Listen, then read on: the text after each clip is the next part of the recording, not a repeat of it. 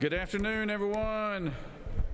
The time for convening has arrived. The Senate will come to order.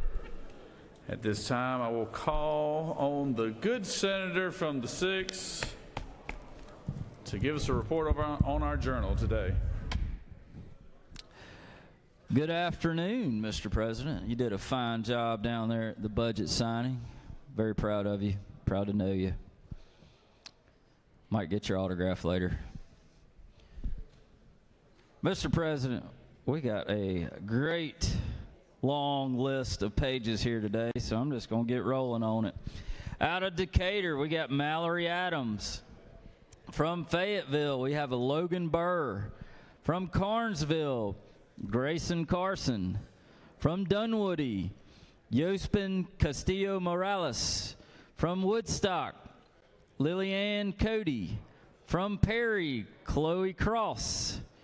From Conyers, Brian Ford. From Washington, Jackson Godwin. From Alpharetta, Sarah Greenbaum. From Athens, Harrison Hopkins. From Decatur, John Iredale and his brother, William Iredale. From Perry, Caleb Jackson. From Atlanta, Mo Kogan. From Eastman, Nathan Lancaster. From Alpharetta, Peyton Lee. From Atlanta, Kyler Lewis. From Iron City, Megan Mathis. From Atlanta, Evelyn McCaskill. From Lumber City, Kyla McClure. From Hampton, Tavion McElrath Bay. From Richmond Hill, Jade Monsanto. From Marietta, Daniel Knorr.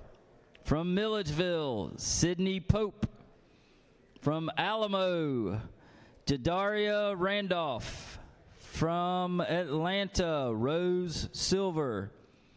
From Woodstock, we have Brad Vaughn's little daughter, Victoria Vaughn. And from Noonan, we have our former Capitol Police Chief, Jim Wicker's daughter, Anna Wicker, my constituent. Y'all give these pages a big round of applause. We appreciate y'all being here to serve the great people of the great state of Georgia. Mr. President, I have spent the morning going through the journal. It's been read and found to be correct. I move we dispense with the reading of the journal. All right. Thank you, Senator, and thank you to all our pages here today. I know we have some folks from all over, and I think we have a very special page, and one of, I believe, our chief of staff here, Brad Vaughn's daughter, is here. Miss Tori Vaughn here is here. So so we're glad to have all our pages, and we encourage everybody who has a son or daughter to let them come down here and page for a day, like our chief has done. So, all right. Is there objection to the confirmation of the journal? Chair hears none, and the journal is confirmed. It is first time for first reading and references to Senate bills. Secretary, read the captions. Senate Bill 608 by Senators Goodman of the 8th and others, a bill to be entitled an act to amend Chapter 7 of Title 53 of the Official Code of Georgia. Senate Bill 609 by Senators Jackson of the 41st and others, a bill to State and local government. Senate Bill 610 by Senators Jackson of the 41st and others, a bill to be entitled an act to amend Health and Human Services. Senate Bill 611 by Senators Dixon of the 45th and others, a bill to be entitled State and local government general. Senate Bill 612 by Senator Walker III of the 20th. State and local government. Senate Resolution 879 by Senators Orrock of the 36th and others, a resolution honoring the life and legacy of David Hayward and recognizing his enduring contributions. Senate Resolution 882 by Senators Robertson of the 29th and others, a resolution urging the Economic Development. Senate Resolution 887 by Senator Bearden of the 30th, a resolution recognizing Dr. Transportation. Senate Resolution 888 by Senators Brass of the 6th and others, a resolution creating the Senate Parent Accountability for Student Success. Education and Youth. Mr. President, that completes the order. First reading references the House bills. House Bill 1075 by Representatives Chastain of the 7th and others, a bill to be entitled Judiciary. House Bill 1097 by Representatives Petrie of the 166th and others, a bill Health to be and Human entitled Services. House Bill 1107 by Representatives Rice of the 139th and others, a bill to be Education. House Bill 1131 by Representatives Hong of the 103rd and others, a bill to be entitled an act to amend Judiciary.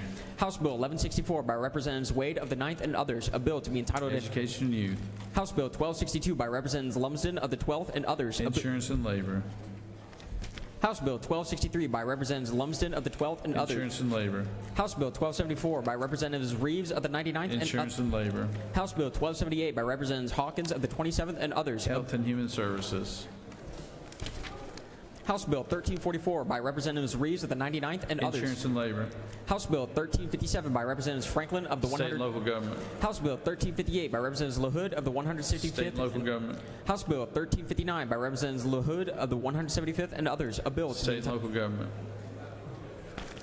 House Bill 1375 by Representatives Hawkins of the 27th. State and local government. Mr. President, that completes the order. Secretary Reed reports the standing committee. Mr. President, the Committee on Assignments has had under consideration the appointments made by the Governor, which require Senate confirmation and were submitted to the Senate on February 2nd, 2026 and February 24th, 2026. The Committee has instructed me to report the same back to the Senate with the following recommendation: that the appointments be confirmed as submitted. Respectfully submitted, the Honorable Burt Jones, Chairman. Mr. President, the Senate Committee on Education and Youth has had under consideration the following legislation and has instructed me to report the same back to the Senate with the following recommendation: Senate Bill 589, do pass by substitute. Senate Bill 445, do pass by substitute. Respectfully submitted, Senator Hickman of the 4th District, Chairman.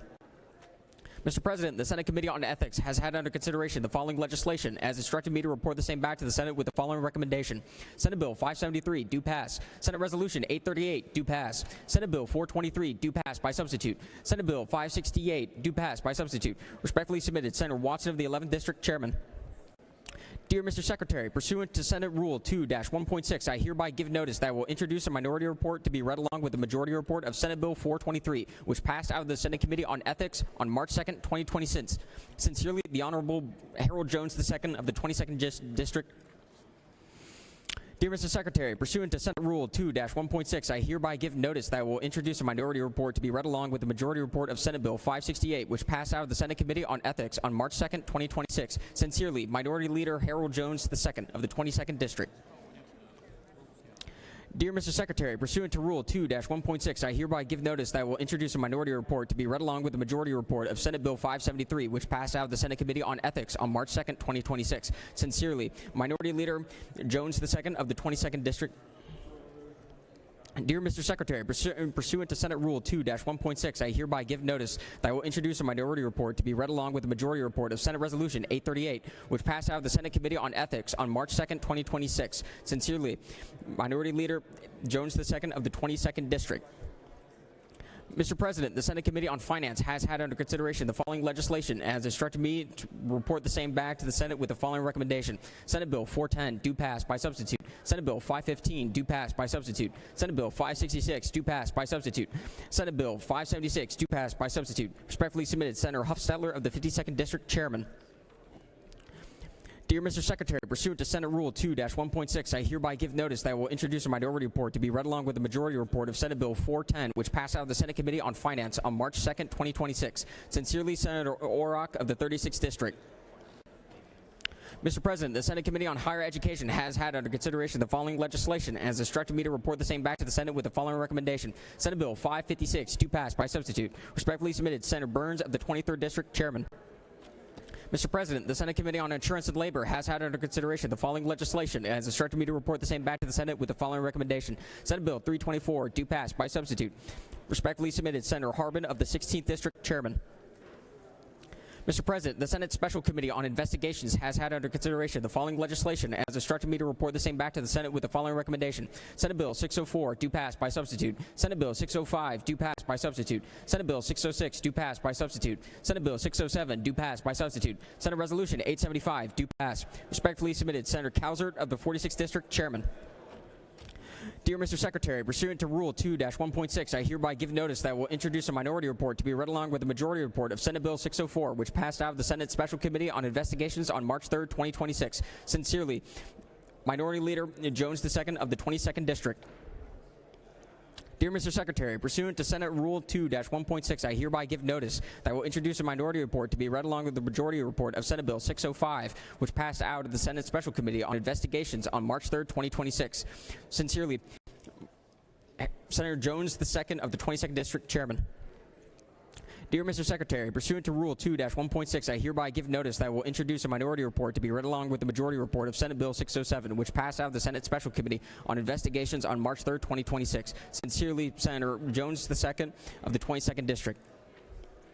Mr. President, the Senate Committee on Judiciary has had under consideration the following legislation as instructed me to report the same back to the Senate with the following recommendation. Senate Bill 488, do pass. Senate Bill 418, do pass by substitute. Senate Bill 499, do pass by substitute. Senate Bill 572, do pass. Respectfully submitted, Senator Strickland of the 42nd District, Chairman. Mr. President, the Senate Committee on Judiciary has had under consideration the following legislation and has instructed me to report the same back to the Senate with the following recommendation. Senate Bill 532, do pass. Senate Bill 592, do pass. Senate Bill 591, do pass. Senate Bill 547, do pass. Senate Bill 594, do pass. Senate Resolution 262, do pass. Respectfully submitted, Senator Strickland of the 42nd District, Chairman. Dear Mr. Secretary, pursuant to Rule 2-1.6, I hereby give notice that I will introduce a minority report to be read along with the majority report of Senate Bill 572, which passed out of the Senate Committee on Judiciary on February 26, 2026. Sincerely, Senator Jones II of the 22nd District. Dear Mr. Secretary, pursuant to Senate Rule 2-1.6, I hereby give notice that I will introduce a minority report to be read along with the majority report of Senate Bill 591, which passed out of the Senate Committee on Judiciary on March 2, 2026. Sincerely, Senator Jones II of the 22nd District. Dear Mr. Secretary, pursuant to Senate Rule 2-1.6, I hereby give notice that I will introduce a minority report to be read along with the majority report of Senate Bill 592, which passed out of the Senate Committee on Judiciary on March 2, 2026. Sincerely, Senator Jones II of the 22nd District. Mr. President, the Senate Committee on Public Safety has had under consideration the following legislation and has instructed me to report the same back to the Senate with the following recommendation. Senate Bill 442, do pass by committee substitute. Senate Bill 586, do pass. Senate Bill 570, do pass by committee substitute. Senate Bill 587, do pass. Respectfully submitted, Senator Albers of the 56th District, Chairman. Dear Mr. Secretary, pursuant to Rule 2-1.6, I hereby give notice that I will introduce a minority report to be read along with the majority report of Senate Bill 442, which passed out of the Senate Committee on Public Safety on March 2, 2026. Sincerely, Senator Jones II of the 22nd District. Mr. President, the Senate Committee on Regulated Industries and Utilities has had under consideration the following legislation and has instructed me to report the same back to the Senate with the following recommendation. Senate Bill 367, do pass by substitute. Respectfully submitted, Senator Cowsert of the 46th District, Chairman. Mr. President, the Senate Committee on Regulated Industries and Utilities has had under consideration the following legislation and has instructed me to report the same back to the Senate with the following recommendation. Senate Bill 553, do pass by substitute. Respectfully submitted, Senator Cowsert of the 46th District, Chairman. Mr. President, the Senate Committee on Retirement has had under consideration the following legislation and has instructed me to report the same back to the Senate with the following recommendation. Senate Bill 209, do pass by substitute. Respectfully submitted, Senator Williams of the 25th District, Chairman. Mr. President, the Senate Committee on State and Local Government Operations has had under consideration the following legislation and has instructed me to report the same back to the Senate with the following recommendation. Senate Bill 457, do pass. Senate Bill 543, do pass. Senate Bill 544, do pass. Senate Bill 545, do pass. Senate Bill 560, do pass. Senate Bill 567, do pass. Senate Bill 574, do pass. Senate Bill 575, do pass. House Bill 1120, do pass. House Bill 1213, do pass. House Bill 1297, do pass. Respectfully submitted, Senator Dixon of the 45th District, Chairman. Mr. President, the Senate Committee on State and Local Government Operations General has had under consideration the following legislation and has instructed me to report the same back to the Senate with the following recommendation. Senate Bill 510, do pass. Senate Bill 593, do pass by substitute. Respectfully submitted, Senator Dixon of the 45th District, Chairman. Mr. President, the Senate Committee on Veterans, Military, and Homeland Security has had under consideration the following legislation and has instructed me to report the same back to the Senate with the following recommendation. Senate Bill 190, do pass by substitute. Senate Bill 299, do pass by do pass. Senate Bill 555, do pass. Respectfully submitted, Senator Payne of the 54th District, Chairman. Mr. President, that completes the order.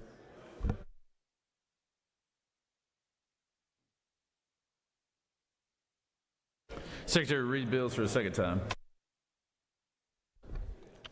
Senate Bill 278 by Senators Harrell of the 40th and others. Standards, labeling, and adulteration of food, corn masa flour, and wet corn mesa products to contain certain amounts of folic acid require. Senate Bill 306 by Senator Robertson of the 29th. Bona fide conservation use property impending expiration to be sent via certified mail require notices. Senate Bill 406 by Senator Brass of the 6th and others. Georgia Property Owners Bill of Rights Act enact. Senate Bill 465 by Senator Gooch of the 51st and others. Income taxes. Business enterprises that hire illegal aliens for large-scale projects from claiming certain tax credits associated with such projects disqualify. Senate Bill 473 by Senator Robertson of the 29th and others. Motor vehicles and traffic. Submission of proof of completion of certified DUI, alcohol, or drug use risk reduction programs by certain applicants to obtain limited driving permits require. Senate Bill 498 by Senator Dixon of the 45th and others. Georgia Charter School Facilities Authority establish. Senate Bill 524 by Senator Harbin of the 16th and others. License plates. Specialty license plate honoring Girl Scouts of Georgia establish. Senate Bill 542 by Senator Robertson of the 29th and others. Sexual offenses, clergy members to be charged with certain improper sexual contact offenses permit. Senate Bill 551 by Senator Watson of the 11th and others. Standard, labeling, and adulteration of food, eggs, repeal provisions. Senate Bill 552 by Senator Watson of the 1st and others. True patriotism and universal student access, TPUSA Act, enact. Senate Bill 565 by Senator Robertson of the 29th and others.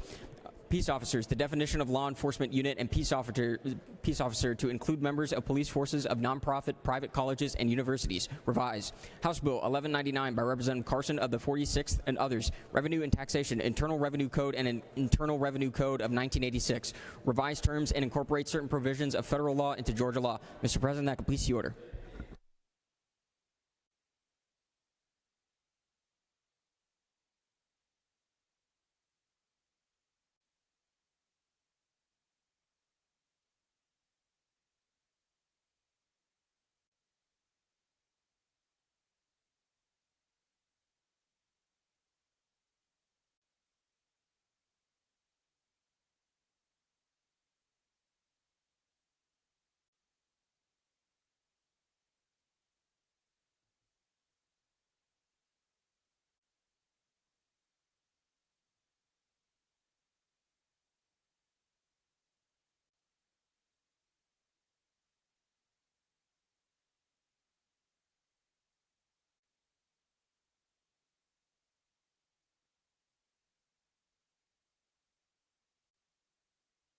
It is now time for the afternoon roll call.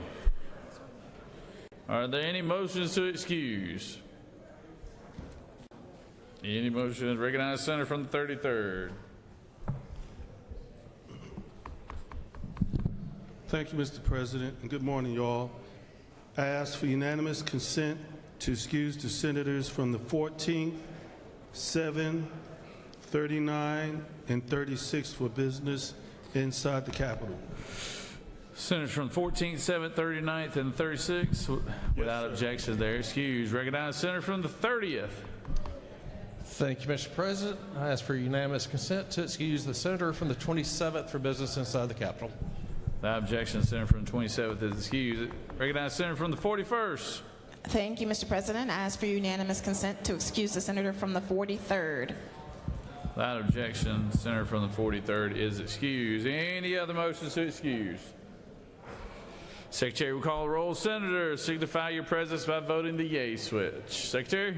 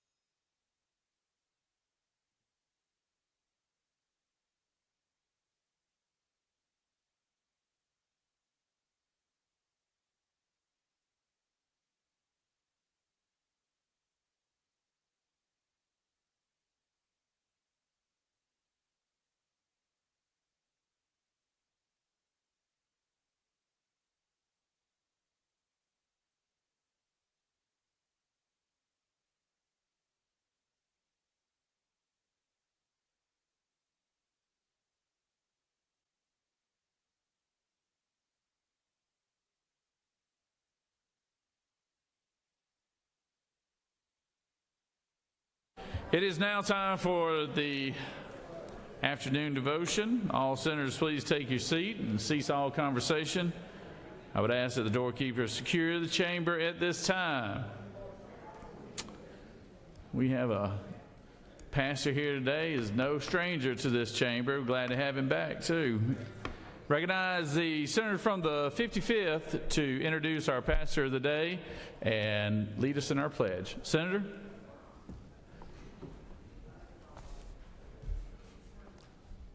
Pledge allegiance to the flag of the United States of America and to the republic for which it stands, one nation, under God, indivisible, with liberty and justice for all.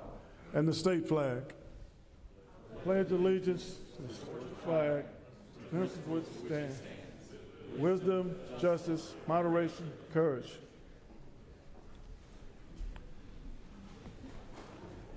Ladies and gentlemen, it is now time for morning devotion, and it is my great honor to introduce the senior pastor of the New Birth Missionary Baptist Church. Dr. Jamal Harrison Bryant is a nationally respected pastor, thought leader, and advocate for social justice, whose voice has consistently bridged the sacred and the civic in pursuit of a moral, just society. Pastor Bryant currently serves as the senior pastor of the New Birth Missionary Baptist Church in Stonecrest, Georgia, one of the largest and most influential congregations in the nation. A proud son of the African Methodist Episcopal tradition and the civil rights legacy, he has devoted his life to ministry that transcends the walls of the church and engages the pressing moral issues of our time. His work is focused on economic empowerment, voting rights, criminal justice, reform, education, and strengthening of families and communities across Georgia and the nation. He's educated at Morehouse College and Duke University, holding a doctorate from the Graduate Theological Foundation. Pastor Bryant combines theological scholarship with prophetic activism. He stands in the tradition of faith leaders who have long understood that the church must not only inspire souls, but also shape systems. Through his local, national, and international advocacy efforts, he has mobilized thousands to participate in the democratic process and to work toward equity and opportunity for all God's children. Pastor Bryant's leadership extends beyond the pulpit. He is a respected public voice who has engaged corporate leaders, policymakers, and grassroots organizers in conversations about fairness, access, and accountability, even DEI. His work has been instrumental in galvanizing communities around issues that directly impact working families, small businesses, and underserved populations. With a commitment to both faith and public service, he continues to champion initiatives that uplift communities and strengthens the social and economic fabric of Georgia. Ladies and gentlemen, Dr. Jamal Harrison Bryant. Hear ye him. Thank you. Yes, sir.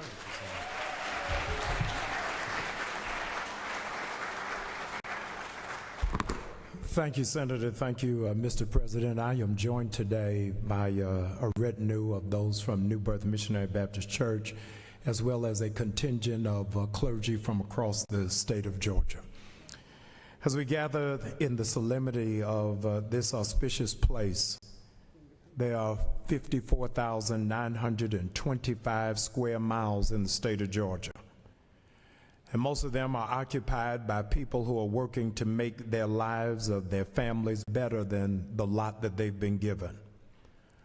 All over this state, ordinary people are tending to the business of their destiny and have empowered you to be the guardians of their collective future. It is to you that they have entrusted the responsibility of making sure that the water is clean, the streets are safe, and their children receive the kind of education that every child deserves in America. For indeed, this is the contract of mutuality that constituents make up with their elected officials. And this is why they entrust the future of their collective resources to you, always in the hope that you will represent their interest and not your own. It is under the presumption of our general welfare that voters have empowered you to look past the particular details of your race, your class, your gender, and your ideological preoccupations in order to make life a little easier for the rest of us. We can debate about tax policy and unfunded mandates, but all of us should be in agreement as to how much we are willing to do to protect the children of the state of Georgia. It's okay to be Democrat or Republican, but all of us should be against the rise of political violence. And each of you should pray for the safety of your colleagues, no matter how much you vehemently disagree with them. It's a kind time to go back to the days when the quality of our humanity meant more to us than the quantity of our re-elections. And we have to do this because tribalism is killing democracy. In America, at a time when we have giants to face, and it is clear that there are a whole lot of Davids, but there seem to be a whole lot more Goliaths. As of December of 2025, the unemployment rate in Hancock County was above the national average, while the unemployment rate in Chattahoochee County, Quitman County, and Clay County are well over 7%, while the average in the nation is 4%. Until families in Bluffton have the same financial security as the families in Buckhead, we have giants to fight. And those of us who represent Atlanta cannot rest on our laurels, as those who represent Sparta are wrestling with poverty rates over 54% among the people you serve. We have giants to fight. Hatred is rising, racism is growing, marginalization is festering, and people in Southwest Georgia cannot find a job. We have giants to fight, and nobody is coming to save us. The federal government is not coming to the rescue. They're too busy threatening Iran and trying to stage a military intervention in Greenland, Venezuela, and threatening Canada to do anything about the giants we fight in Georgia. They don't seem to care about the cost of living, or that there's an inadequate amount of housing, or traffic infrastructure is in need of emergency care. 1 out of 8 Georgians who are living in poverty, or the chemicals being dumped into our waterways. Nobody is discussing the student absenteeism in public schools, so we're going to have to lace up our boots and find the courage to save ourselves. But the good news is that God hasn't given us the spirit of fear, and that we are not powerless. God, when he created the earth in 7 days, he didn't create racism. We did that. And because we created it, we have to fix it. It took him 7 days to create the earth, and he didn't create poverty. We did that. And because we created poverty, we have to fix it. God did not create xenophobia nor bigotry. We created it, and so we have to fix it. Because none of these things are a part of the inherent structure of the universe.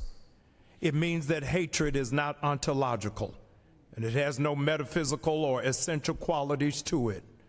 We are created, and as a consequence, we cannot be savages against it. President John Fitzgerald Kennedy said, "No problem of human destiny is beyond the capacity of human beings to do something about it." And so as a consequence, you have been trusted to do something about it. And since Georgia is the place where the greatest American dreamer was born, we owe it to the children of Marietta and Lawrenceville, and the children of Savannah and Macon and Augusta, and the children of Kennesaw and Douglasville, the children of Covington and Carterville and Conyers and Smyrna and Hinesville and Stone Mountain to find a way. How in the world will America be great if Georgia refuses to be? This is our charge, and this is our call, and this is our assignment. Let us pray.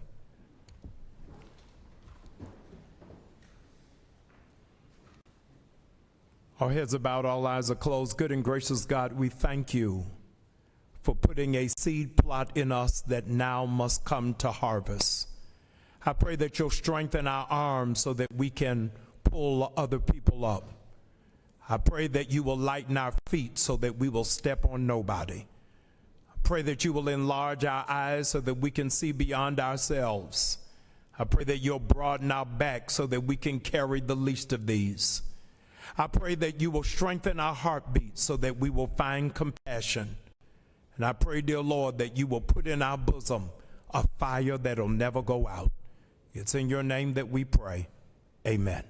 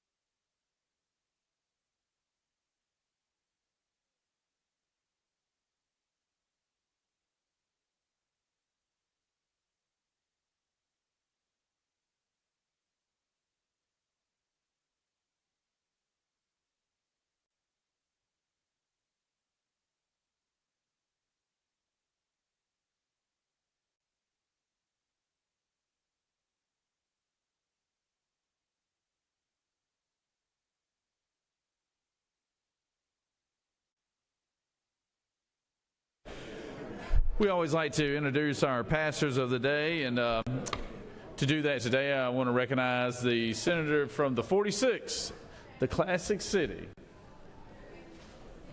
Thank you, Mr. President. It's my pleasure today to introduce our doctor of the day, Dr. Rob Wilson. He's an orthopedic surgeon, and he's got fellowship training in sports medicine. Takes care of a lot of our Bulldogs. He's a native of Augusta, but he went to the University of Georgia. Got his bachelor's degree in biology and a master's in public health, and he went to the Medical College of Georgia. Then he has just continued his specialty in sports medicine. We're proud to have him a member of the medical community in Athens, where he takes care of our athletes and other sports injuries. Thank you. I'd like to introduce you to Dr. Rob Wilson. Thank you, guys. It's a privilege to be here and to chat with everybody. And I also wanted just to take a moment to thank you all for all the efforts I know you put in to help me do my job and do my best to take care of our athletes and our student athletes here in the state. I'm here for you all day. Please reach out to me if you ever need me for anything. Appreciate the opportunity, and go Dogs. All right. Hey, Doug.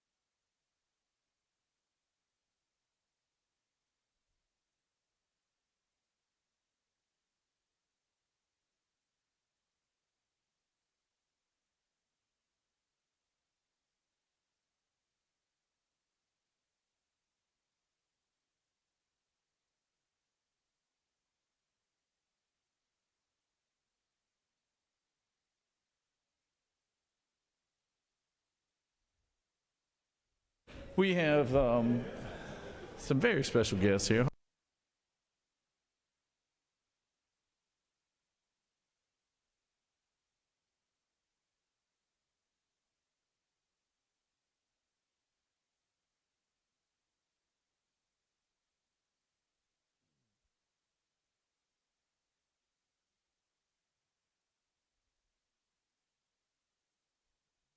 Special guests here today. To recognize, Secretary, read the caption. Senate Resolution 723 by Senators Wicks of the 34th and others, a resolution recognizing March 3rd, 2026 as Blue and White Day at the state capitol and for other purposes. Whereas Blue and White Day honors the combined service and community impact of Phi Beta Sigma Fraternity Incorporated and Zeta Phi Beta Sorority Incorporated, the only constitutionally bonded brother and sister organizations among the National Pan-Hellenic Council, social, mental, and physical health and economic justice.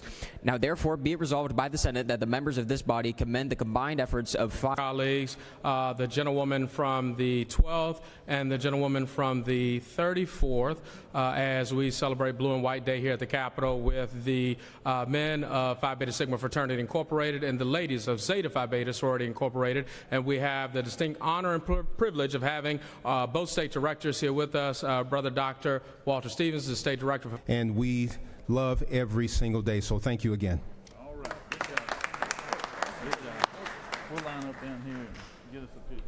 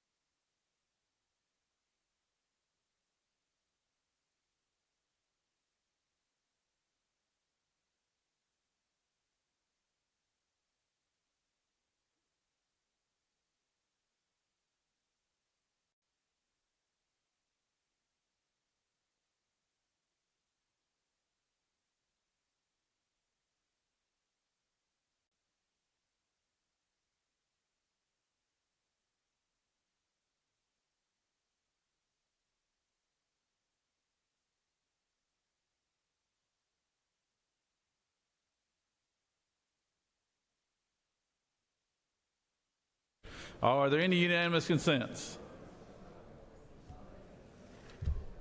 Does any senator wish to rise on a point of personal privilege? Recognize the senator from the 4th. The Statesboro Pride and Joy, GSU. Today we celebrate Georgia Reads Day, where I had the honor of welcoming over hundreds of students, much less teachers and parents, at a 1 p.m. ceremony recognizing 4 schools from Burke County, Camden County, Chattahoochee, and Dougherty County that received the championship reading trophy for winning the 2026 Read Bowl, along with 10 community honored with the 2026 Georgia Reads Community Awards. Let me read you those communities, and you'll recognize many of them. The name of the organization: Books for Keep, Athens and Clarks County; For the Love of Reading, Upson County; Harris Literacy Center at Augusta University; Jackson County Schools; One Lumpkin Reads; the Mayor's Impact Team at Monroe Walton; Get Meriwether Reading; Portal of Commencement Midport Shelter, Atlanta; Reach Out and Read Georgia, Fulton County; United Way of Hall County. I'm also excited to announce the kickoff of Georgia Reads for America in partnership with the Georgia Public Library Service and the Georgia Municipal Association. And you got the flyer on your desk. This initiative invites all Georgians to honor the past and read for the future, exploring our nation's history, founding principles, and the values that shape our state and nation. As Malcolm Mitchell says, when you read, you succeed. And today we celebrate the students, schools, and communities leading the way in literacy across Georgia. Senate body, I want to thank each of you for your commitment to over the past 3 years in making literacy a top priority for our state, and for supporting initiatives that give every Georgia student the chance to succeed. And we will not stop this movement until every student in Georgia reads on grade level. Thank you, Mr. President. I yield the will.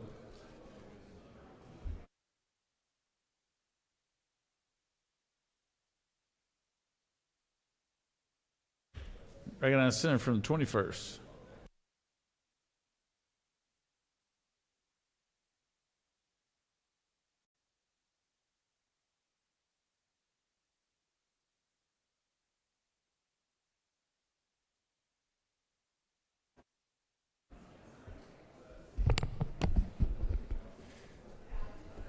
Thank you, Mr. President.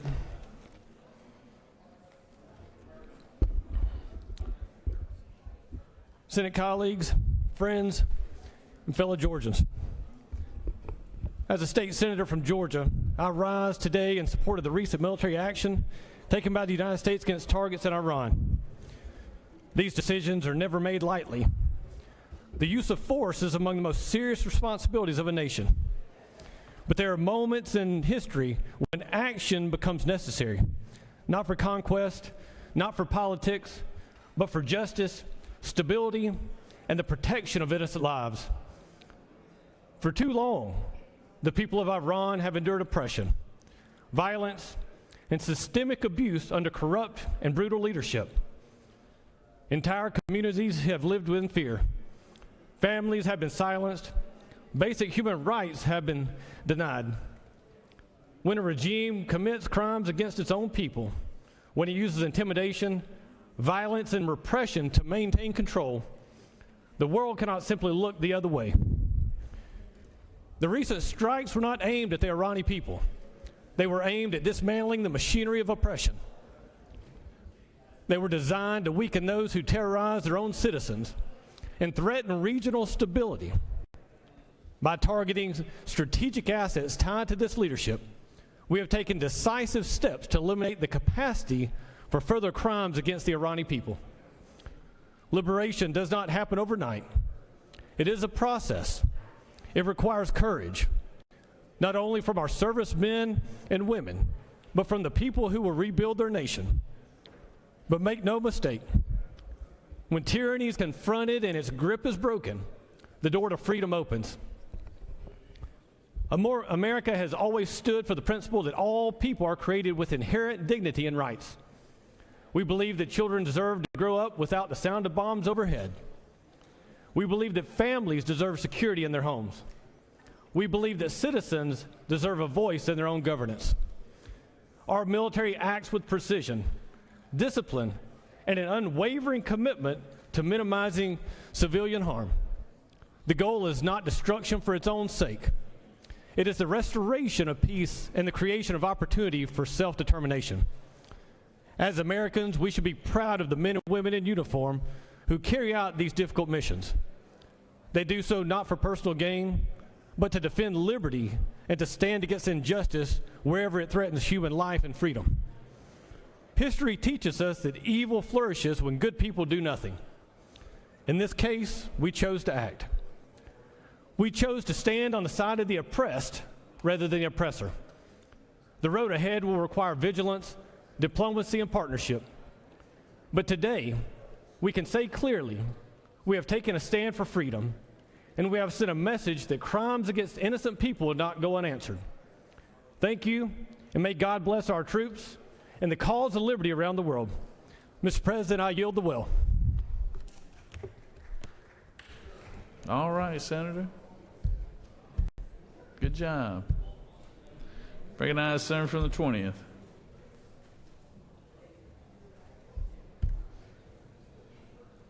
The pro tem. Thank you, Mr. President, and good morning, colleagues. I too rise today to honor our fallen heroes, service members who gave their lives in defense of our nation and really the world in the current conflict with the radical, oppressive, murderous regime in Iran. Following the beginning of combat operations in the Middle East, American service members have lost their lives in an Iranian strike on U.S. bases. These soldiers will be remembered not just for their death, but their selfless service, courage, and heroism. Their tragic death is a stark reminder of the price of freedom and security. Without the selfless service of these courageous young Americans, we as a nation and as a state would not enjoy the liberties that allow us to gather here today. The names of the fallen service members are currently withheld until their families have been notified, but I would ask that you keep their families in your prayers.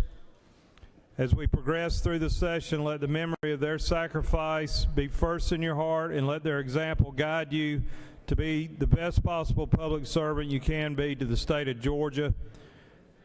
I would ask the Senate to please join me in a moment of silence so that we may reflect on the sacrifice made by these heroes and make a silent prayer for their families. If every senator could stand, the senators ask for a moment of silence.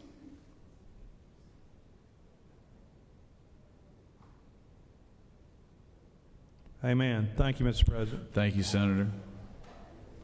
Does any other senator wish to rise on a point of personal privilege? You have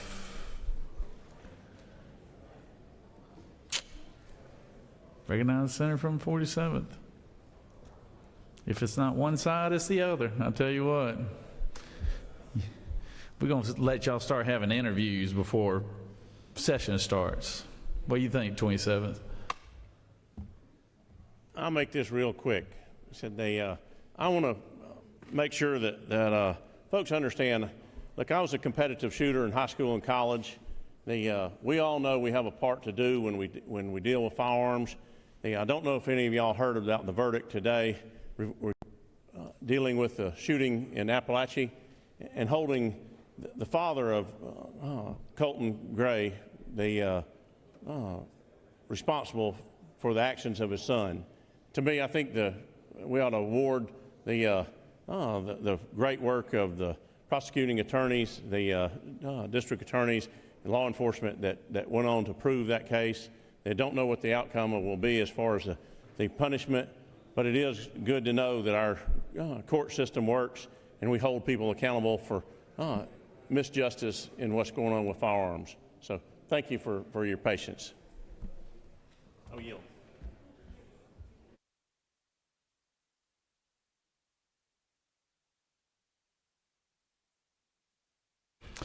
Recognize the senator from the 34th.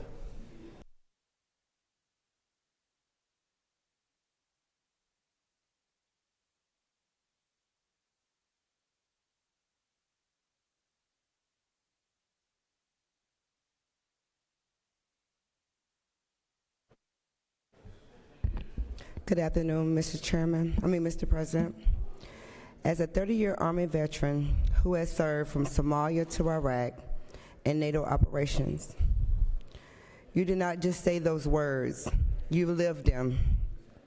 Supporting our troops means more than just an applause. It means you making sure they come home with the quality of health care, for fighting for free access to mental health services, protecting benefits that they have earned, standing with our Gold Star families, along after the headlines have faded, ensuring our military children and their spouses support them too. Organizations like United States Department of Veterans Affairs, Department of Defense have the responsibility to do what's right by our service members. But the leadership at the time of every level must be held to the standard.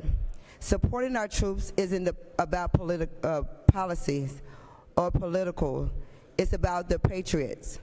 It's about required of actions, not just about words. Thank you.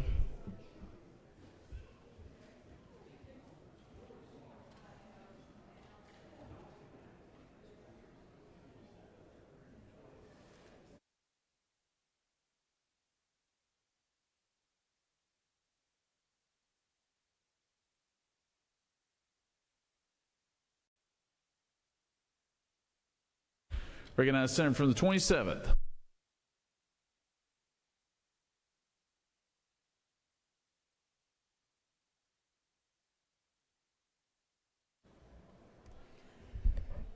Well, Mr. President, I come to give you news. We've got more election shenanigans in Fulton County. It's a tired story, it's a tired tale, but this one is over the top even for Fulton County. You see, by their own rule, Fulton County is supposed to have a balanced election board. 2 Republicans, 2 Democrats, and 1 person appointed by the chairman of the county commissioners, which in this case would be a 3rd Democrat. So they've already got a structural advantage of a 3-2 partisan split. But Fulton County is violating their own rule in refusing to seat the Republican nominee. Now, they did this all the way back in May. So the GOP nominated a Republican. Jason Frazier is his name. Fulton County's refused to seat him. They were ordered by a court to follow their own rule back in June. They've since been held in contempt of court twice.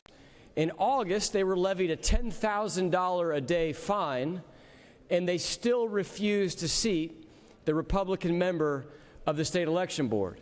Now, Mr. President, yesterday the chairman of the Fulton County Board of Commissioners came to our ethics committee here and had the audacity to refer to the state election board as, quote, hyper-partisan.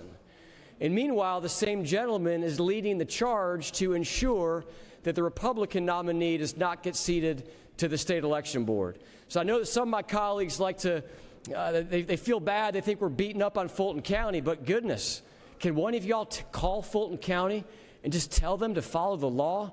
This is getting tired, and it seems like the only thing that will work, Mr. President, is for the state election board to come in and take over the Fulton County elections.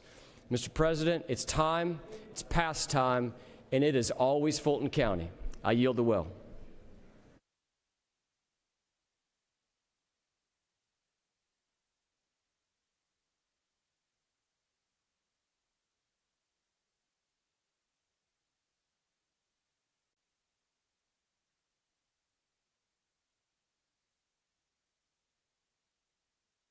Recognize the senator from the 13th.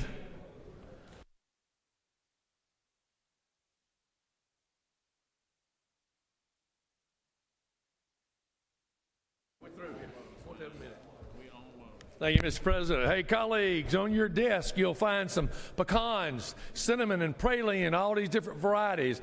Do you all remember a guy named Newt Hudson that served in the House for many, many years? Representative Newt Hudson. His son, Randy Hudson, and his son, Scott Hudson, have Hudson Pecan Company in Irwin County. delicious. So if you want to order from them, thank you. This is compliments of Irwin Pecan Company, Irwin County. Hope you enjoy them. Thank you, colleagues. Thank you, Mr. President.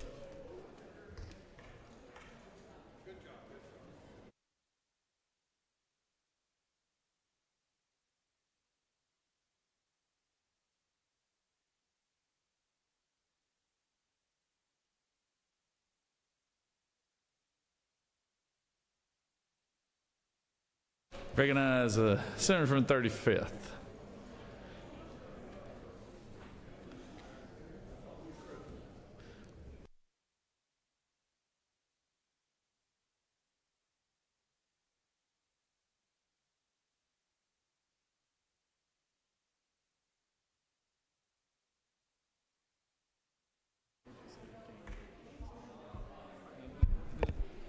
Thank you, Mr. President.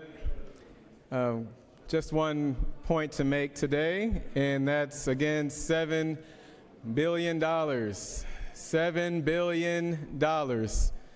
$7 billion is how much Georgians paid because of the failed tariff policy from our corrupt president. $7 billion. We were third in unlawful costs and tariffs. Third. We paid more in tariffs, Georgia did, than Illinois. We paid more than New York. It speaks to the power of our economy, but that cost got passed on to everyday citizens. And we've been in this chamber, we've been going back and forth on tax policy. We haven't talked much at all about health insurance, but everybody in Georgia needs to know that we paid $7 billion in unnecessary costs because of tariffs.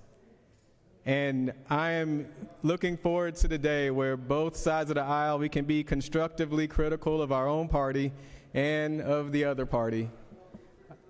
I'll try to do my part. Please hold me accountable, and I'll ask you to do the same. But if we're going to talk about affordability, let us address the $7 billion elephant in the room, and that's our tariff policy. Thank you. All right, we're moving on. You have a consent calendar, privilege resolutions. Does any senator wish to remove a resolution from the consent calendar? Is there objection to the adoption of the resolution on the consent calendar? Chair hears none. The resolution on the consent calendar is adopted. Are there any motions to withdraw or commit? You have before you a consent calendar of local bills. Mr. Secretary, have anyone filed any objections to anything on the consent calendar? No objections have been filed, Mr. President. Is there objection to agreeing to the report of the committee, which is on the state and local government operations, which is favorable to the passage of the bill in the local consent calendar?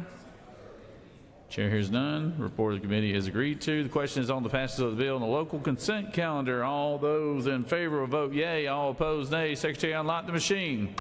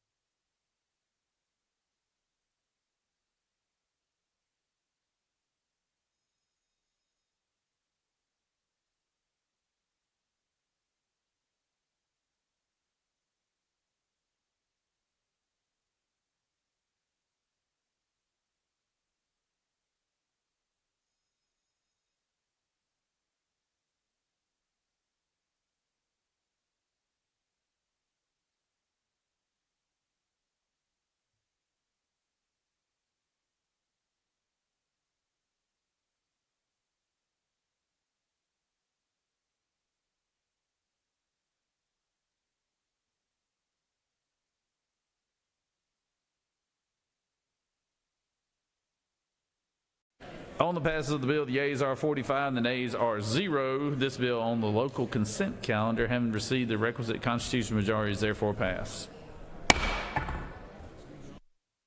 Moving on to the rules calendar. Secretary Reed, SR 800, please.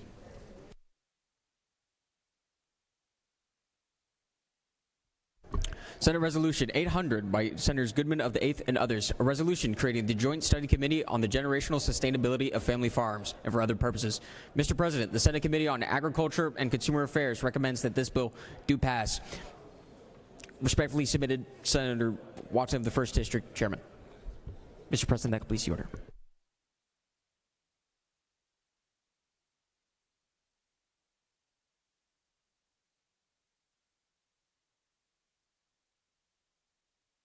Chair recognizes the senator from the 8th.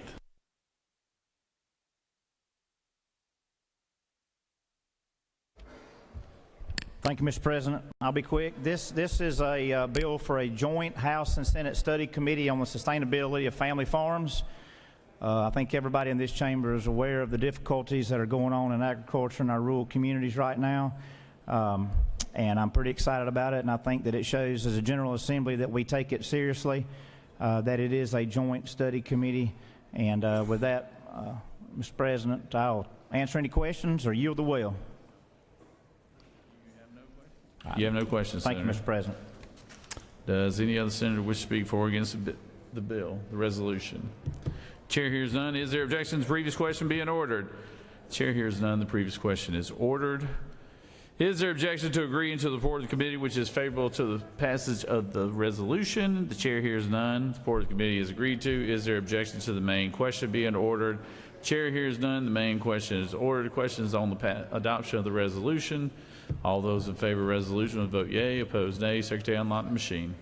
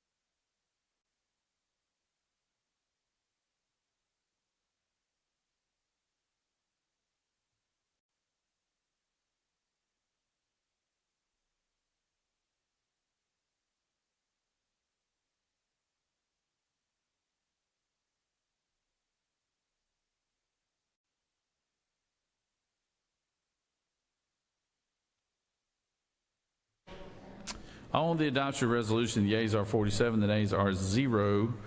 Resolution having received the requisite constitutional majority is therefore adopted.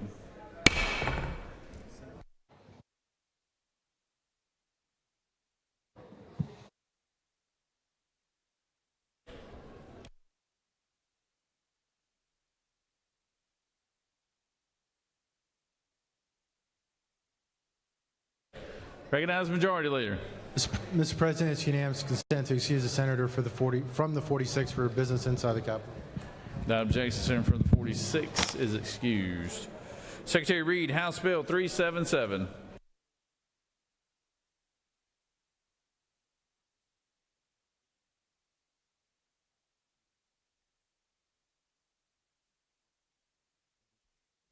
House Bill 377 by Representatives Leverett of the 123rd and others. A bill to be entitled an act to amend Subpart 1 of Part 4 of Article 2 of Chapter 2 of Title 8 of the Official Code of Georgia annotated relating to general provisions for manufactured or mobile homes so as to provide for limited exceptions to circumstances under which a manufactured home shall become real property, to provide for preservation of rights and remedies of prior holders of a lien or security interest in certain manufactured homes, to provide for notice and application requirements, to provide for related matters, to provide for an effective date and applicability, to repeal conflicting laws, and for other purposes.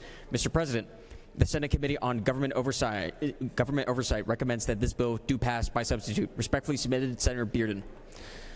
Mr. President, the Senate Committee on Government Oversight offers the following substitute to House Bill 377, a bill to be entitled an act to amend Chapter 4 of Title 32 of the Official Code of Georgia annotated relating to state, county, and municipal road systems so as to revise contracting procedures related to the acquisition of certain professional services by counties and municipalities, to amend Chapter 9 of Title 36 of the Official Code of Georgia annotated relating to public works bidding so as to revise contracting procedures related to the acquisition of certain professional services by counties and municipalities, and for other purposes. Mr. President, that completes the order.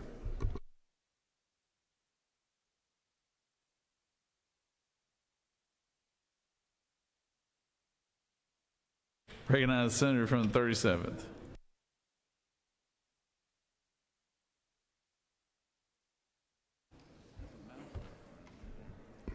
Thank you, Mr. President. Ladies and gentlemen of the Senate, House Bill 377 is actually a bill that this body voted out 54 to 1 earlier in the session is Senate Bill 51. The HB 377 is the vehicle, House vehicle we're using to pass the qualification-based selection of architects and engineers. The exact language we passed as a body. Glad to take questions. I will tell you on your desks is a copy of a support letter outlining a whole variety of organizations that support this. This is a consensus bill, mostly. We tried to work through some disagreements with local governments, but I think we're in a place of understanding at least that we, and having passed this as a body, be glad to take questions.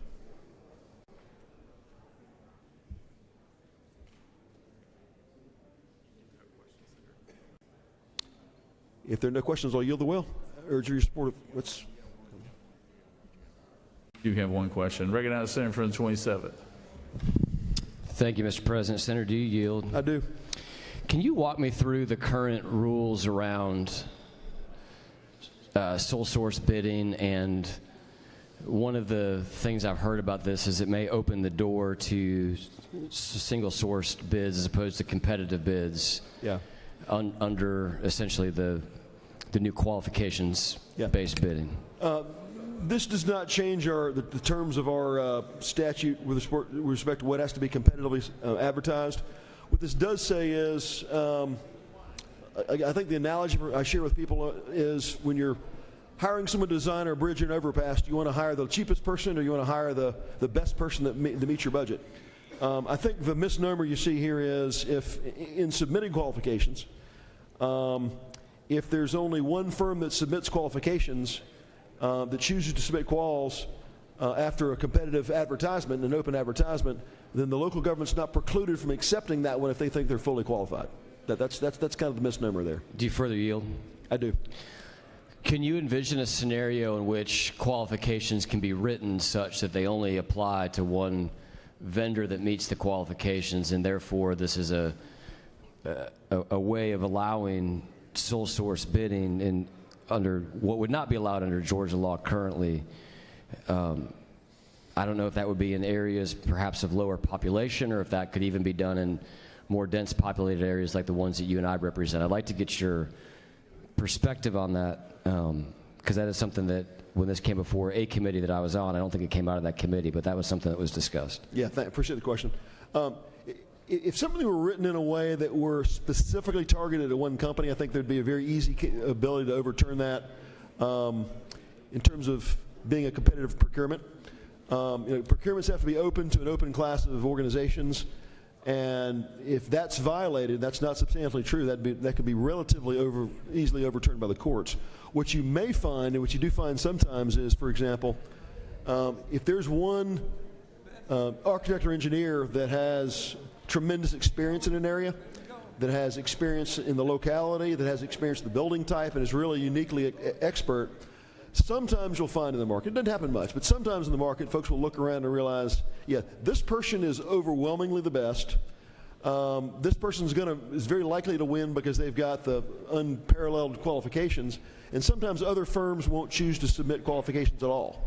And what this clause simply says is if that's the case, if other firms choose not to participate, that should not preclude an extremely, in some cases, singularly qualified firm from being able to be awarded simply because others choose not to participate. Do you yield for one more question? Yes, sir. I think what you're trying to prevent, correct if I'm wrong, is under the current law, and I'd like you to clarify if this is the case, you could have that preeminently qualified individual that you're talking about, and if that bid was $5 more than somebody who was clearly not as qualified, is it true that the local governments currently do not have any option but to choose the person who's $5 cheaper but not as Yes, qualified? sir. If their advertisement says it's a price-based selection, a dramatically less qualified. Doesn't mean that if someone's completely unqualified, they have no business even submitting, they'd be discounted. But a dramatically less qualified, a minimally qualified firm that has a $10 lower fee than a very highly qualified firm could win if it's a dollar-based selection, and that's what this is seeking to address. Thank you. You have no questions, Senator. Urge your support of House Bill 377. Does any other senator wish to speak for or against the measure? Chair hears none. Is there objection to the previous question being ordered? Chair hears none. The previous question is ordered. The question is on the adoption of the committee substitute. Is there objection to the adoption of the committee substitute? Chair hears none. The committee substitute is adopted. Is there objection to agreeing to the report of the committee which is favorable to the passage of the bill? Chair hears none. The report of the committee is agreed to. Is there objection to the main question being ordered? Chair hears none. The main question is ordered. Questions on the passage of the bill by substitute. All those in favor vote yea. All nay. Secretary, unlock the machine.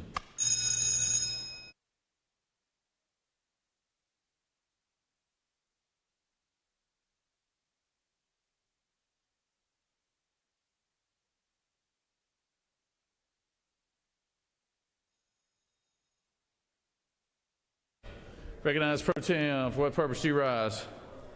Parliamentary inquiry, Mr. State your President. inquiry. Mr. President, isn't it true that presiding is harder than it looks, and you make it look really easy and good, but it's harder than it looks? I don't know, the way I was stumbling and bumbling through those words just then. I don't know if I make it look easy or not, but I appreciate your appreciation of the position. How about that?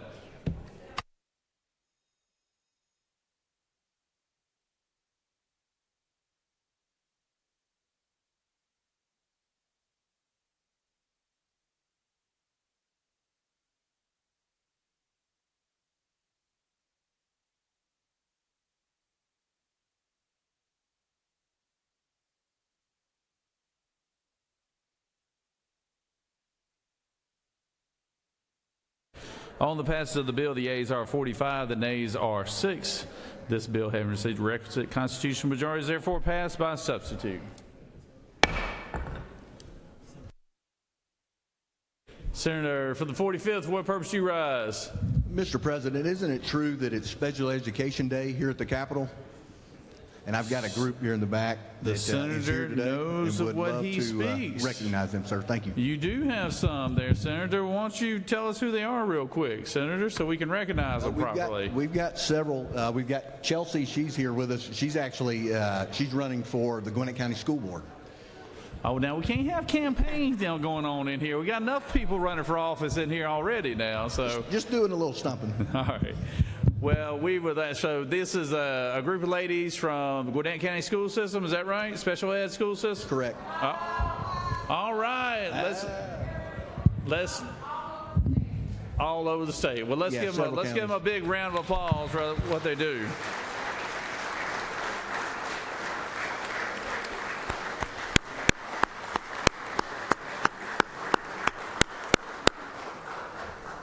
We do appreciate all y'all's hard work. I know from experience, being the son of a lady who was a school teacher for more than 25 years, I know the hard work y'all do. So my mother would be proud that y'all are here representing down here at the Capitol. So thank you, ladies. Appreciate it. Y'all come down here and get a picture with us in a little bit.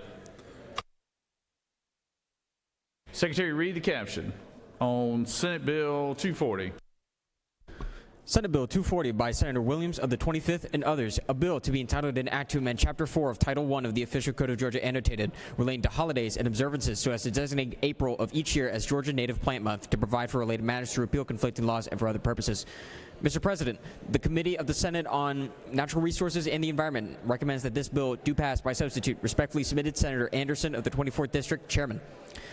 Mr. President, the Senate Committee on Natural Resources and the Environment offers the following substitute to Senate Bill 240, a bill to be entitled an act to amend Chapter 4 of Title I of the Official Code of Georgia annotated relating to holidays and observances so as to designate April of each year as Georgia Native Plant Month, to amend Article 3 of Chapter 3 of Title 50 of the Official Code of Georgia annotated relating to other state symbols so as to change the state floral emblem to the Sweet Bay Magnolia, to provide for related matters, to provide for a short title, to repeal conflicting laws for other purposes. Mr. President, that completes the order.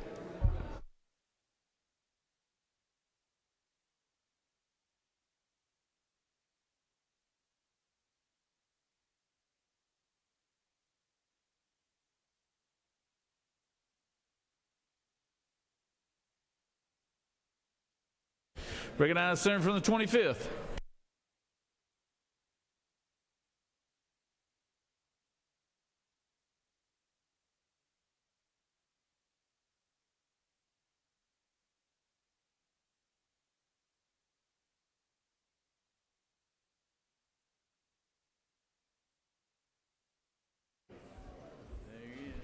Thank you, Mr. President.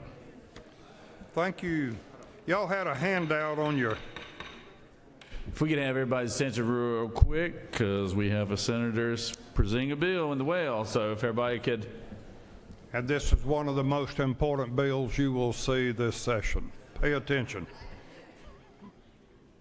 You have a little handout on your desk this morning talking about the state flower.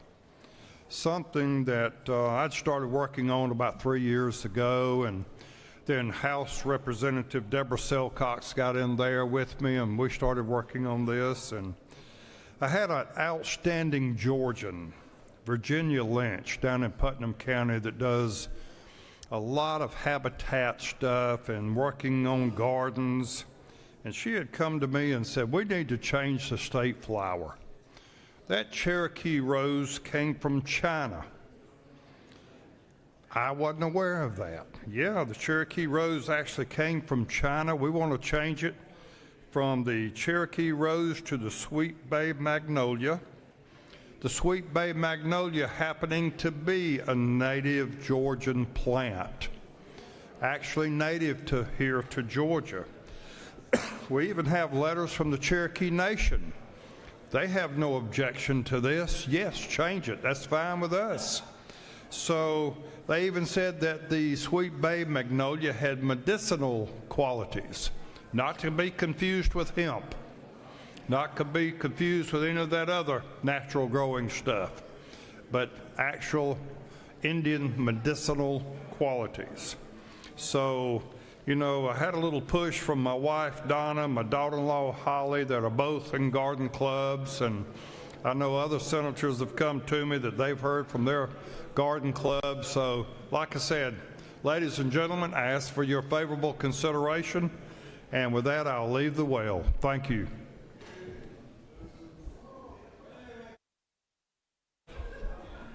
All right, I know everybody had questions about your flower there, Senator, but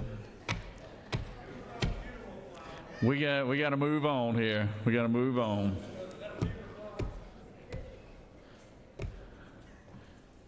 Senator from the 6th, you have something legit to talk about here? You do? All right, come on down.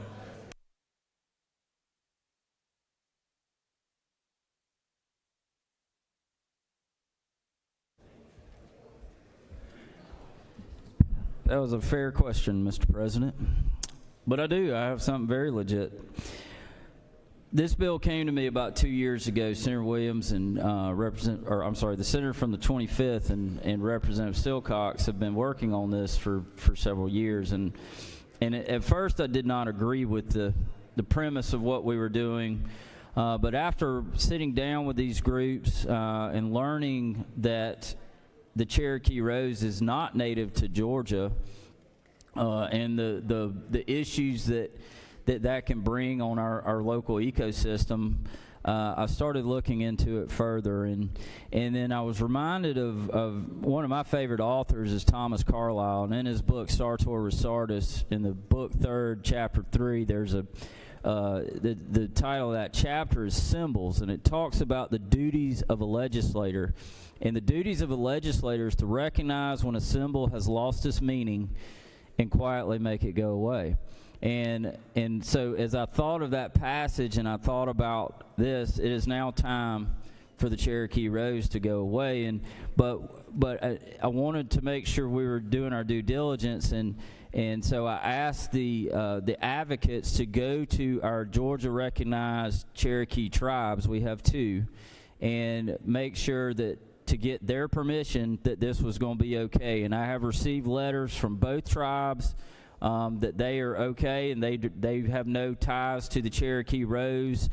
And so, you know, our Georgia economy, it depends on agriculture, forestry, landscaping, and tourism. And so promoting native plants supports these industries. It reduces our invasive species costs, and it reinforces stewardship of our natural resources. So this is a small statutory correction that reflects sound ecological policy and cultural accuracy. So I encourage your favorable support. And since the senator from the 25th didn't want to take questions, I'll be more than happy to field his questions. Believe it or not, nobody has any questions for you either, Senator. Well, I guess I just sold them so well on this.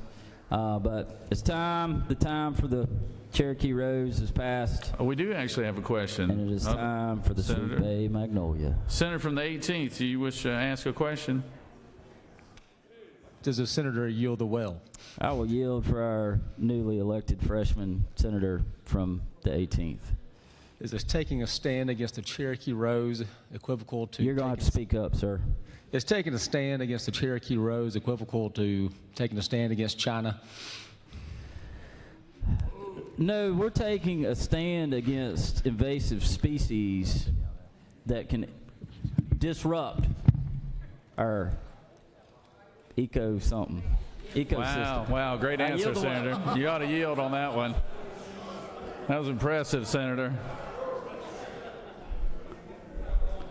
Senator from the 25th, would you like to come back up and close debate?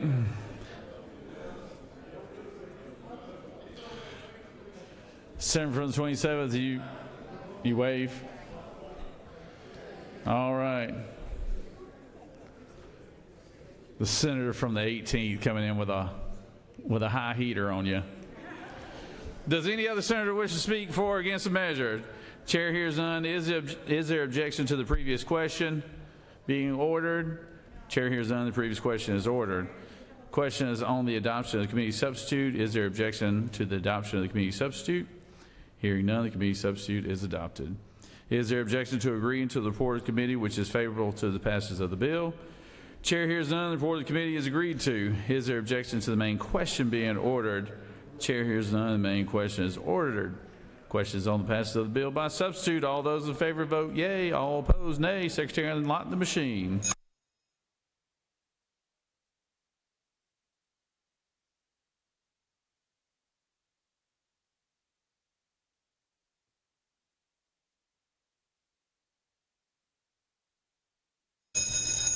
Senator from the 6th, for what purpose do you rise? Parliamentary inquiry. State your inquiry. Mr. President, is it not true that the rules chairman never forgets? And when a freshman senator tries to haze him, wow, things can happen. He got up under your skin, didn't he, Senator?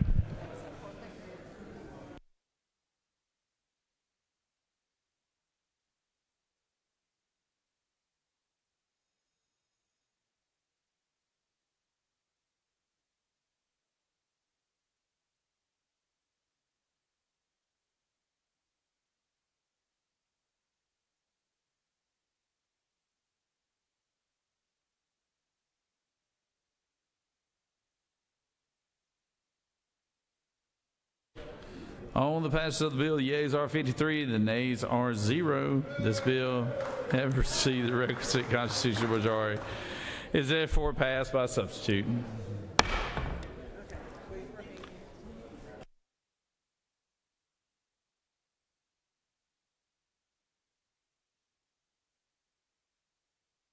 Secretary reads Senate Bill 437.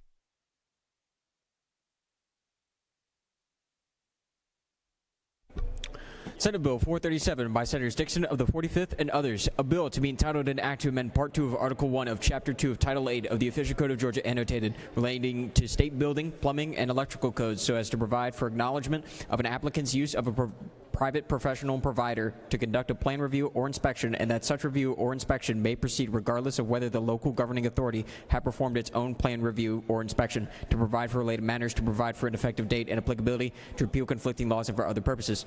Mr. President, the Senate Committee on Rules recommends that this bill do pass by substitute. Respectfully submitted, Senator Brass, Chairman. Mr. President, the Senate Committee on Rules offers the following substitute to Senate Bill 437, a bill to be entitled an act to amend Part 2 of Article 1 of Chapter 2 of Title 8 of the Official Code of Georgia annotated relating to state building, plumbing, and electrical codes so as to provide for building inspection procedures for residential properties, to provide for schedules of certain fees, to provide for certain notifications, to provide for acknowledgement of an applicant's use of a private professional provider to conduct a plan review or inspection, and that such review or inspection may proceed regardless of whether the local governing authority had performed its own plan review or inspection, to permit in-person or virtual plan reviews or inspections, to provide for a shorter period for local governing authorities to approve applications, to prohibit local governing authorities from charging convenience fees, to provide for procedures to use a private professional provider for plan review or inspection, to provide for an acknowledgement, to provide for plan review, to authorize pre-qualification, to provide for pre-qualification procedures, to authorize permit denial, to provide procedures for permit certain stop orders. Mr. President, that completes the order. Recognize the senator from the 45th. Speak to the bill.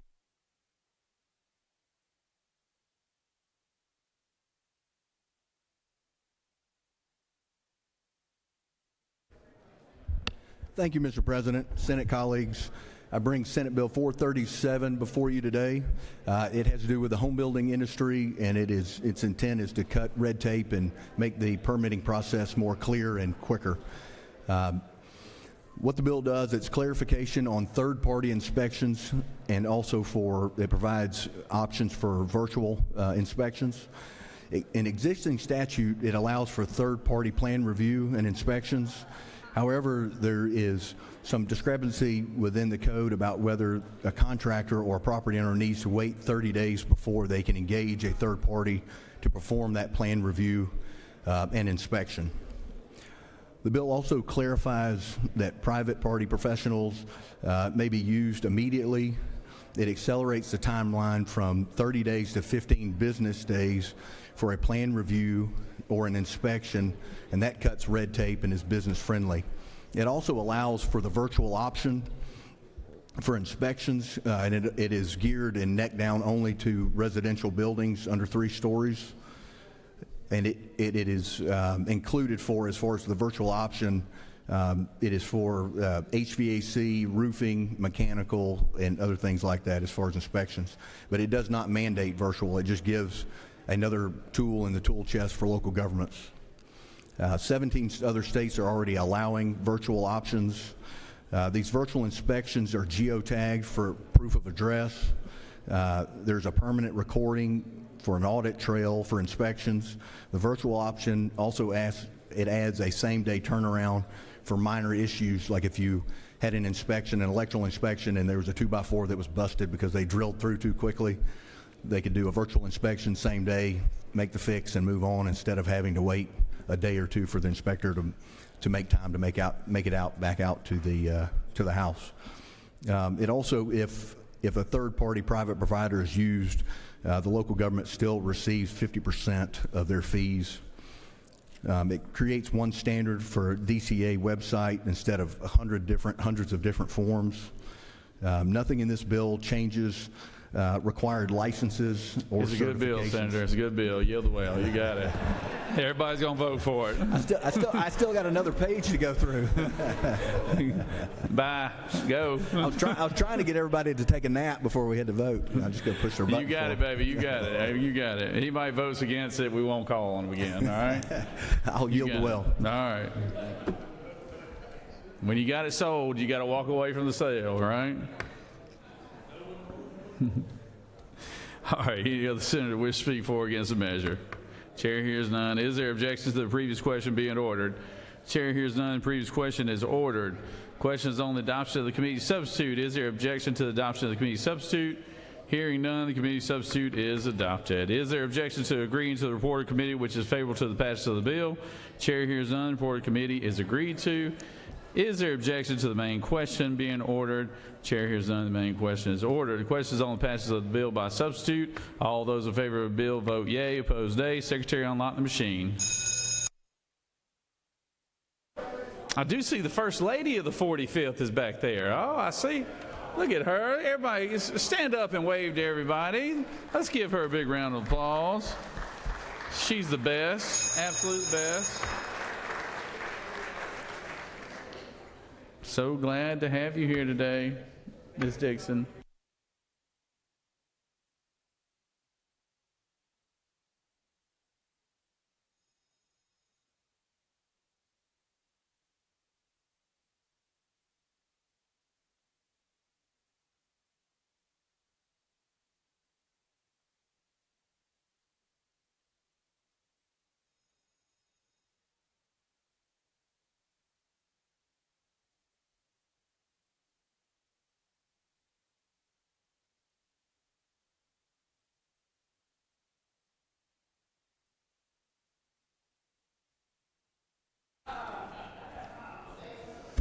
Oh, man. On the passes of the bill, the yeas are 52, the nays are 1, and that senator no longer has any bills on the rules calendar.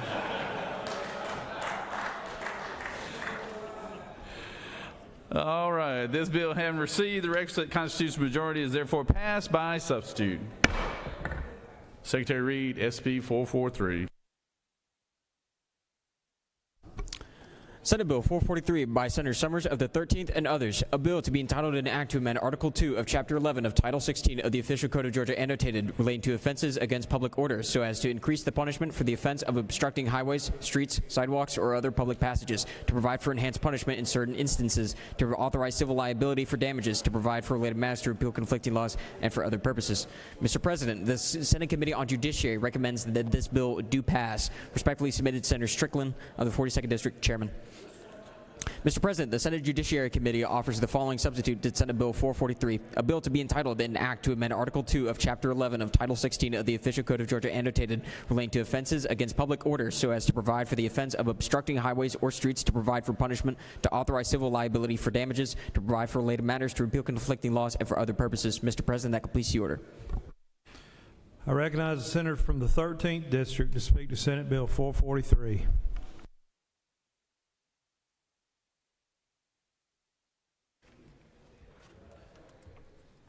Thank you, Mr. President. Folks, I bring to you all Senate Bill 443. It is a simple, common sense bill.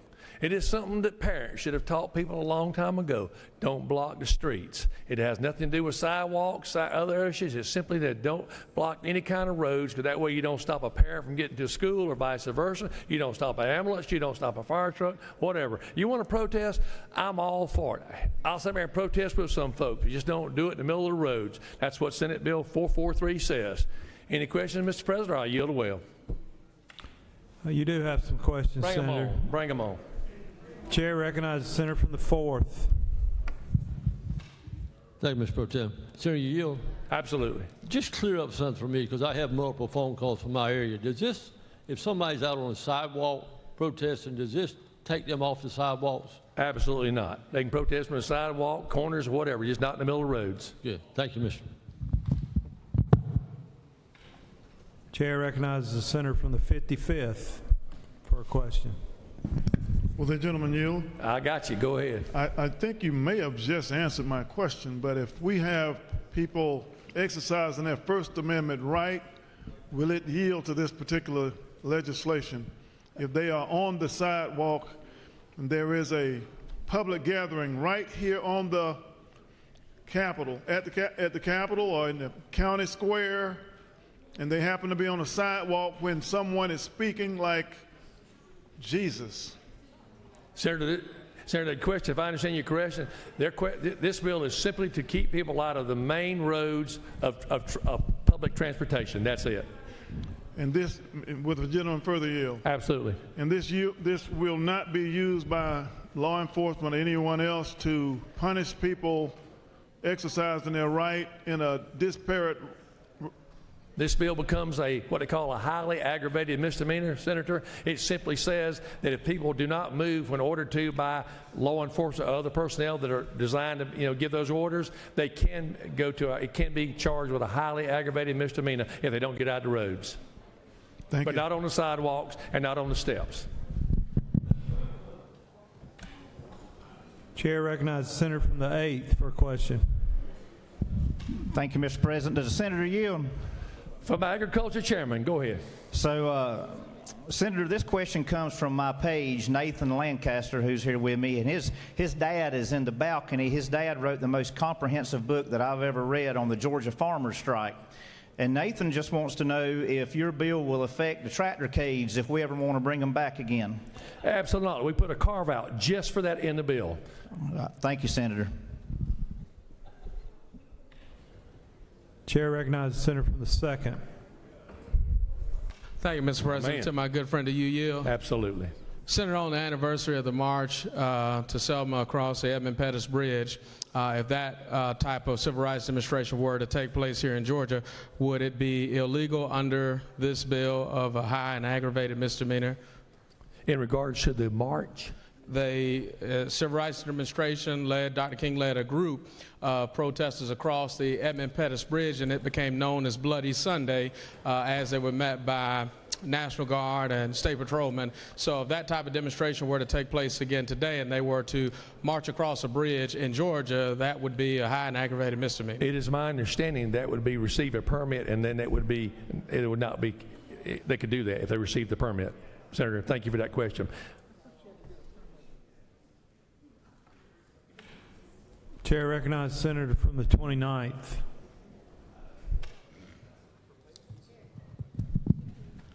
Does Senator yield? Absolutely, sir.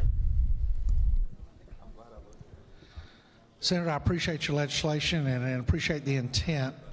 If you would go to line 12, there's a strike there, and if I read starting on line 11, it would say, a person who without authority of law purposely or recklessly obstructs any highway or street, and then the strike goes through sidewalk or other public passage in a way as to render it impasse without unreasonable inconvenience or hazard, and fails or refuses to remove obstruction after receiving a reasonable official request of the order of peace officer, he or she do so is guilty of a higher aggravated misdemeanor.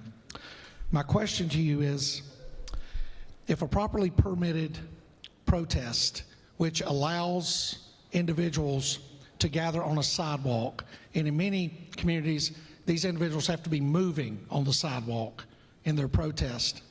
If somebody comes out and blocks a protest that I'm in charge of, and we are moving around the government center or the Capitol, wherever, if someone obstructs us from moving, does your legislation now now allow them to obstruct? Was that an unintentional strike on that line? No, Senator. Well, my legislation, when sidewalks was never supposed to be in the bill when I first drafted it, and sidewalks in a confined area would not be in part of the bill. This was sidewalks. I took that out because people have to have somewhere to gather if they're going to protest.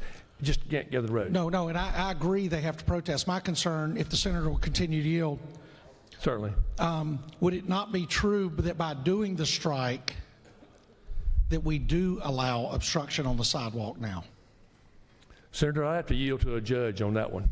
I'd have to yield to the law and on that one. Would the senator continue to yield? Yes, sir. How's your day? Excellent. You having a good day? Good.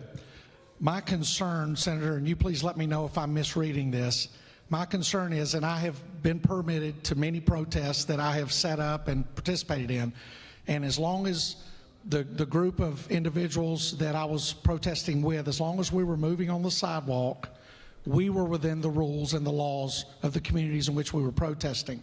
But if anyone came out and tried to obstruct us from moving, that person could have been prohibited at that time from doing that.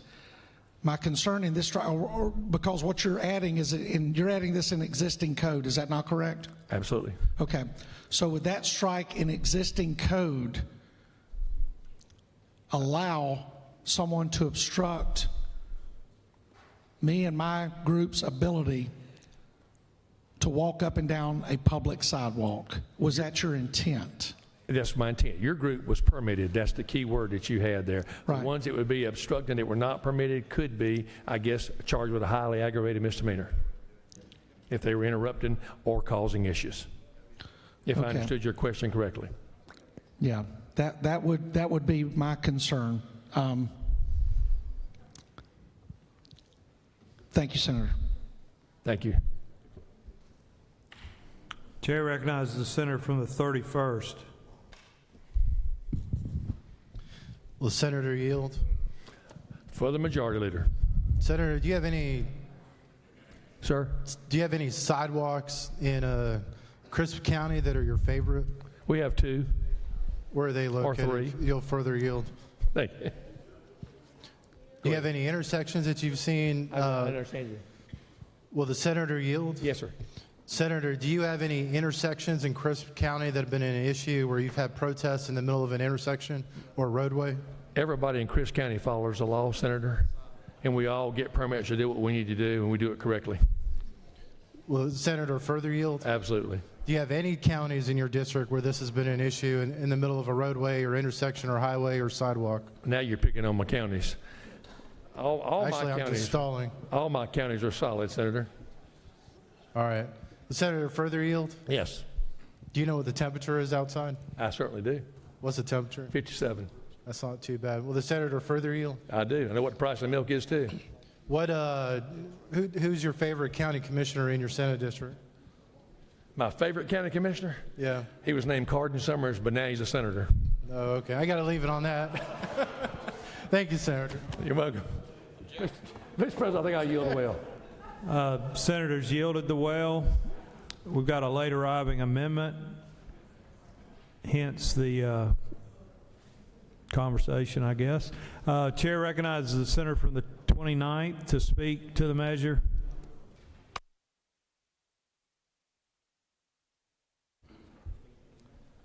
Thank you, colleagues. I want to thank my friend from the 13th. I think this is an important piece of legislation that needs to be passed. We have seen throughout the country where individuals have placed themselves and the lives of other citizens and the lives of first responders in danger by putting themselves in the middle of streets, highways, and roads, on bridges, in order to impede or obstruct law enforcement actions. What this legislation does not do is it does not prevent any group from whatever city they're in, whether it be Atlanta, Columbus, Augusta, or Savannah, from going out and becoming permitted and being allowed to conduct any march that works and does not counter the public safety within the community. We see this happen on holidays. We see it happen during the riots of 2020, where we had several groups that went out and chose to do it the wrong way, whether it was obstructing, burning down businesses and other things. But at the same time, there were groups who went through the permitting process and who went out and held peaceful marches up and down streets, roads, and streets here in Atlanta, in my district, and in other districts around the state.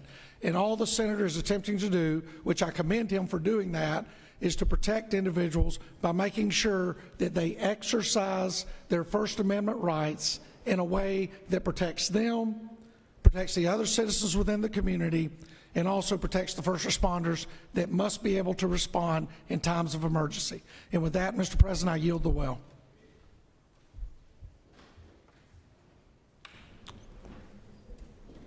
So an amendment's being distributed to your desk.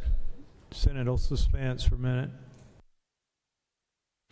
Secretary will read the amendment. Senator Hatchett of the 50th offers Amendment 1 to Senate Bill 443 sub. By instituting after line 17, a person who, without authority of law, purposely or recklessly obstructs any sidewalk or other public passage in such a way to render it impossible without unreasonable inconvenience or hazard, and fails or refuses to remove the obstruction after receiving a reasonable official request or the order of a peace officer that he or she do so, is guilty of a misdemeanor. Mr. President, that completes the order.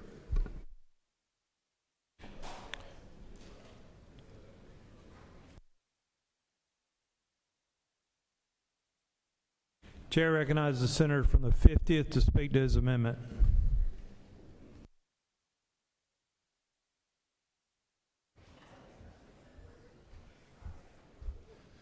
Thank you, Mr. President. Colleagues, let me walk you through what this amendment does. If you look at the substitute you have on your desk, the intent of the senator from the 13th was to make it a high and aggravated misdemeanor if you block a highway or a street. When he did this, he actually struck out the words sidewalk or other passage. His intent, my understanding of his intent, was to make the sidewalk or passage not subject to the high and aggravated misdemeanor. But when he did that, he essentially struck out the words sidewalk or public passage completely. What this amendment does is keeps the law the exact same as it is now for sidewalk or other passage, public passage. And what it does is it just, if you're blocking a sidewalk or other public passage, it will be a misdemeanor as it is now if you refuse to follow law enforcement's instruction or if you refuse to follow a reasonable request from an officer or peace officer. And I'm happy to answer any questions, but what this amendment would do would keep the intent of the bill the same, but then also keep the law current as it deals with sidewalks or other public passage. I'm happy to yield for questions. No questions, Senator. Thank you, Mr. President. Wait, sorry. Late arriving question. Chair recognizes the senator from the 35th. Thank you, Mr. President. Senator Yield. Yes, I will. I just want to better understand what you explained here. I got my amendment kind of on the later side. So, is it true that if someone is protesting on the sidewalk and they don't move without a permit, and they don't move, if a safety officer instructs, this person would then be guilty of a misdemeanor based on this amendment? Is that true? Well, that is the current law now. If you pass this bill, you're giving them immunity completely. If you pass this bill with the amendment, as it deals with sidewalks and public passages, it stays the same. Okay. Does the senator further yield? I do. Is it true that if you are protesting and you move from the sidewalk to the main road and you obstruct that road, the offense is now a aggravated, well, what's the charge? I think it's a aggravated misdemeanor. Is that true? High and aggravated misdemeanor. Is that true? If this bill passes, if you're blocking a street or a highway, then it's a high and aggravated misdemeanor. Correct. Okay. Does the senator further yield? I do. If there's a circumstance where you have protesters that are both on, or even moving back and forth between a street and a sidewalk, being that they can be feet away from one another, how then would the charge go? Would they be charged with the surface of the peace officer's choice, or would it be, like, how would that work, being that we have two different charges for blocking a sidewalk versus blocking something 3 feet away on a road? Just want to better understand. Well, if you're blocking a street and you're asked to move and you don't move, it's a high and aggravated misdemeanor. If you're on a sidewalk and you're asked to move and you don't move, it's a regular misdemeanor, as is the law now. I can see hypotheticals where there could be some, your concern is valid, I understand what you're saying. And there could be an issue where you may be on the street or the sidewalk, but bottom line, we can't give immunity, blanket immunity to people blocking a sidewalk. And if we don't pass this amendment, then it will give blanket immunity for someone that's blocking a sidewalk and refusing to obey a police officer's commands. Okay. Thank you. Thank you. Senator further yield? I will. Chair recognizes the senator from the 37th.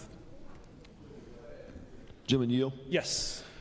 Essentially, just for members of this body, isn't it true that a misdemeanor and high and aggravated misdemeanor both carry the same potential criminal sentence? It's no more than a year probation in essence. But the penalty is higher on a kind of a high and aggravated misdemeanor. So you could be penalized more, but that's really the main distinction in law. Is that not true? That's correct. So again, that being the case, perhaps it seems appropriate that blocking a street might carry a higher penalty in terms of a fine, but there's no difference in jail time or exposure to confinement, correct? That's my understanding. Chair recognizes the senator from the 48th. Thank you, Mr. President. Does the senator yield? I do.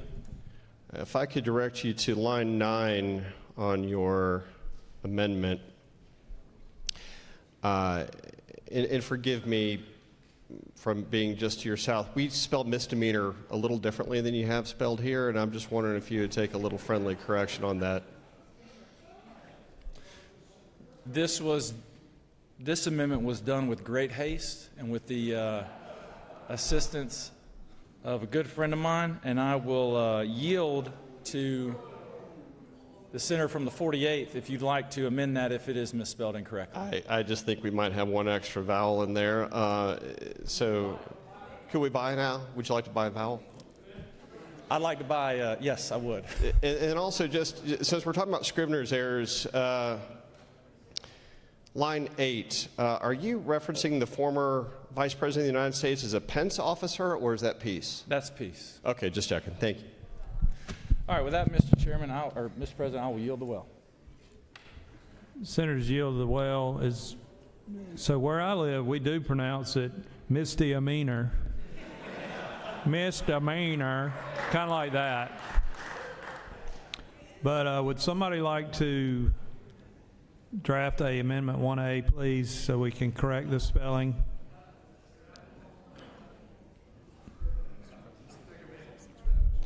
Chair recognizes the senator from the 47th, Mr. Dozial. Thank you. Parliamentary inquiry, Mr. President.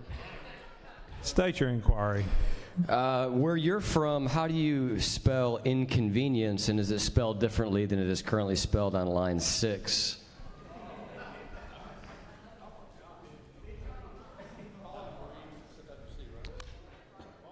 Maybe somebody should really fly-spec this. I thought we had people running for Attorney General and all in the body that could help us with this kind of thing, but so yeah, I think that's Scribner's era. Is anybody going to help us out, or we want to pass it as is? Oh wait, we have an amendment coming, I think.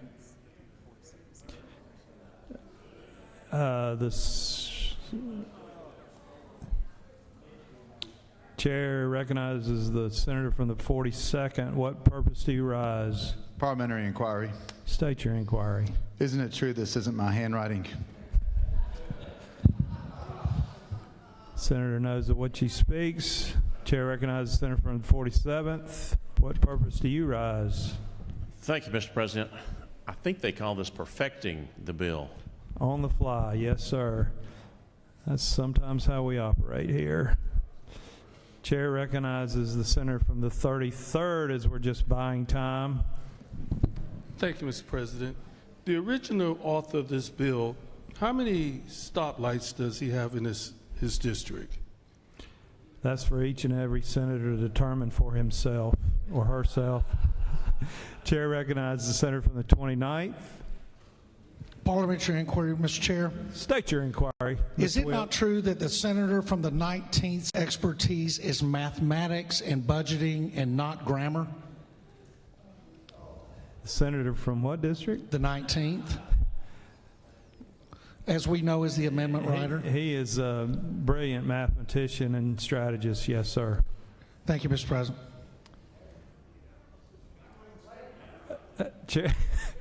Chair recognizes the senator from the 56th.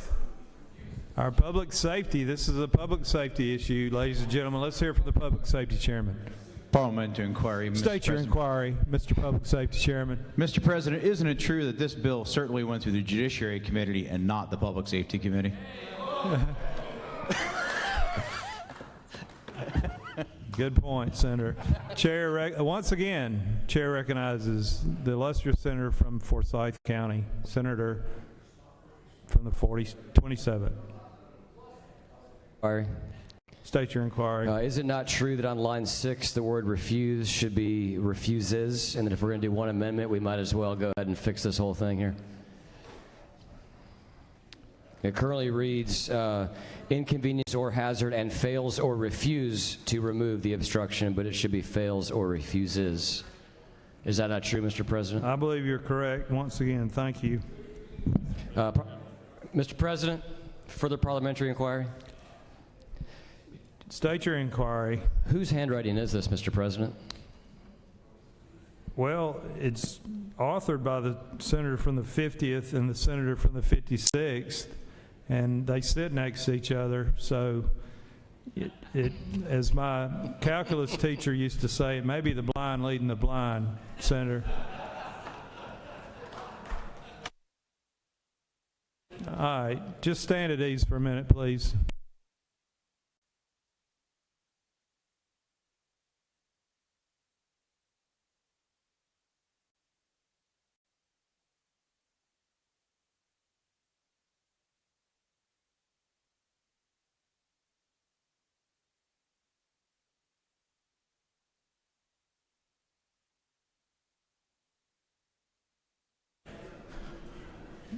All right, senators, hang with me here. We've got Amendment 1A by the Appropriations Chairman, Senator from the 19th, co-sponsored by the Senator from the 50th, who's already kind of suspect with the spelling situation here. But I'm going to read it to you as the amendment is distributed. Or the secretary will read it, but if there are any other, before we do that, if you found anything else, Senator from the 27th, you think we're good to go? All right. Secretary will read Amendment 1A. Mr. President, Senator Tillery of the 19th and Senator Hatch of the 50th offer Amendment 1A to amend Amendment 1 to the Senate Committee substitute to Senate Bill 443 by replacing inconvenience on line 6 with inconvenience, by replacing misdemeanor on line 9 with misdemeanor, by replacing refuse on line 6 with refuses. Mr. President, that completes the order. Chair recognizes the senator from the 19th. Do you wish to speak to your Amendment 1A? This ought to be good.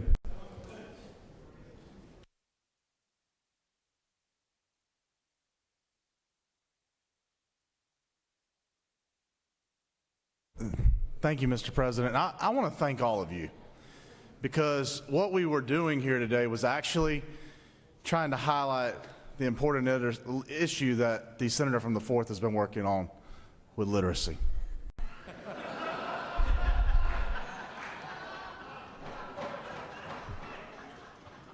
And you passed.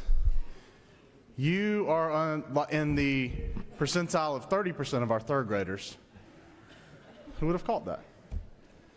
And I think that's something that we should highlight at every opportunity we get, that if we're not making sure that our third grade students are reading on grade level, then we know that we're going to be stuck building prisons in the budget that you have for the general budget to accommodate that, because those ratios seem to follow almost exactly. The second point I want to bring up is, you sorry dogs are going to miss me. It has been a ton of fun to work on amendments. My first one that I ever did was one with the word October that was misspelled Octubre on purpose. That was done to block a group who was trying to bar an adoption bill from passing our chamber. And by simply misspelling a word, we were allowed to put another amendment on that kept them from stripping adoption rights off the floor on the 40th day of session in the year 2017. Sometimes misspellings are intentionally done wrong. Today they were not. We were trying to quickly fix the senator from the 13th, Senate Bill 443, to make sure that we, in the process of raising the standard for blocking a roadway to be a high and aggravated misdemeanor, we were trying to make sure we didn't accidentally uncriminalize blocking a sidewalk. In the haste of doing that, y'all know that I write those over there, and for any of you who need it, even if I vote against your amendment, I don't mind trying to help you draft what you're trying to do for your district. And in the haste, I spelled three words wrong. I'm sure I'll get it wrong again. But the beauty of this body is that nobody does anything by themselves, so I appreciate the 55 of you who caught that mistake. We're able to fix it. And Mr. President, by now the amendment should have been given out. I can yield the well, or if comedy hour should ensue, I will happily yield for questions. Chair recognizes the senator from the 42nd for a serious question, I'm sure. Does the senator yield? Yes. I like how you spun that to be about literacy and kids. Let's go back to the main point. Without looking down, will you look me in the eye? Can you spell misdemeanor for us right now? Up, look up. Look right here. As you know, I only practice civil law. Chair recognizes the senator from the 46th. Yes, sir. Senator, yield for a serious question. Yes, sir. Since you mentioned the building of prisons, isn't it true that a high and aggravated misdemeanor requires a convicted person to serve all but 4 days per month of their sentence, which is a significant difference in other sentencing where they can get a day off for every good day served? So we will be filling up at least the county jails if we have these problems, right? We may be, but only for the offense of blocking a roadway, not blocking a sidewalk, which is what the amendment was meant to straighten out. If there are no further questions, Mr. President, I'll yield the well. Thank you for your time today. Senator has yielded the well. All right, we're going to take up Amendment 1A. Amendment 1A. Question is on the adoption of Amendment 1A by the senator from the 50th to Amendment 1 by the senator from the, Amendment 1A by the senator in the 19th. All right, we have an objection. Do you wish to speak to your objection? All right. So on the adoption amendment 1A, those in favor will vote yea. Those opposed will vote nay. The secretary will unlock the machine.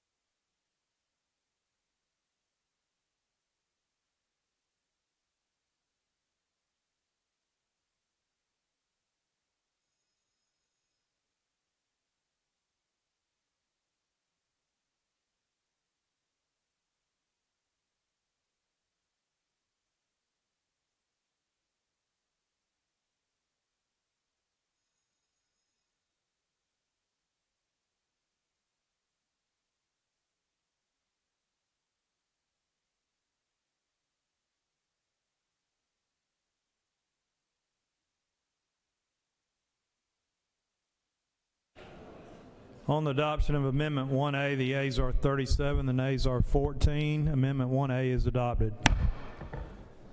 Now the business of Amendment 1, authored by the senator from the 50th, as amended. Is there objection to adoption of Amendment 1 as amended? Hearing none, Amendment 1 is adopted.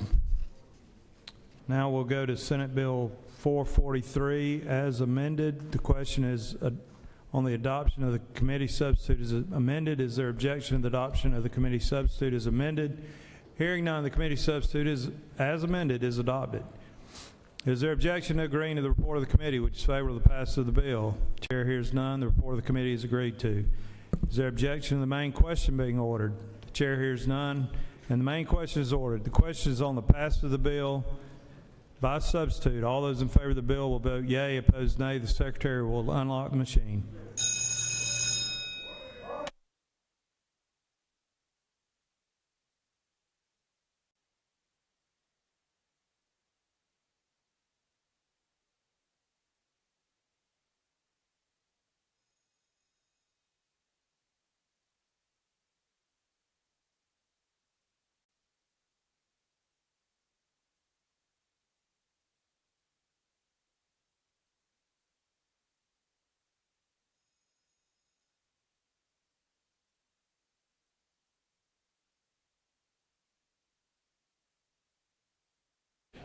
Chair recognizes the senator from 35th. What purpose do you rise? Parliamentary inquiry, Mr. President. State your inquiry. Isn't it true that we should expect more protests with potential future elections being suspended based on concerns that our president may have with local elections? I can't predict the future, Senator. Thank you. On the adoption of the Senate Bill 443 as amended, the yeas are 35, the nays are 17. The measure passes by substitute. All right, I probably will never be asked to preside again after this got off the rails so bad. But anyway, we're going to move on. Secretary, read the caption of Senate Bill 447.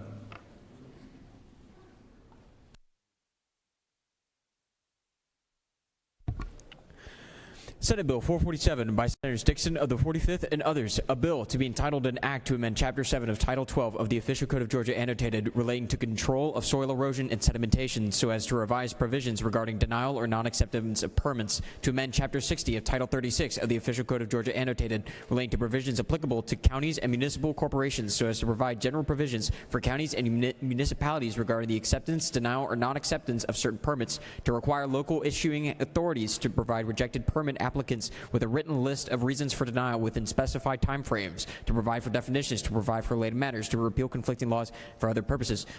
Mr. President, the Senate Committee on Rules recommends that this bill do pass by substitute. Respectfully submitted, Senator Brass, Chairman.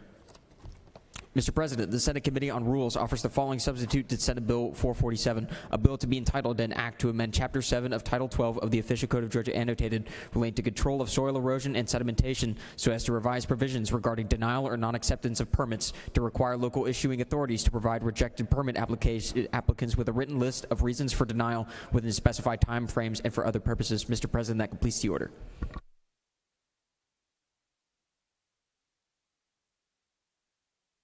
Chair recognizes the senator from the 45th to present Senate Bill 447.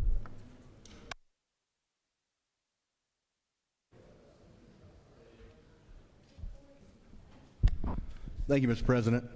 Senate colleagues, I bring Senate Bill 447 before you today. It has to do with the home building industry. This has to do with your vertical work, your development work with land disturbance permits. And what it does is it creates clear criteria for a completed application.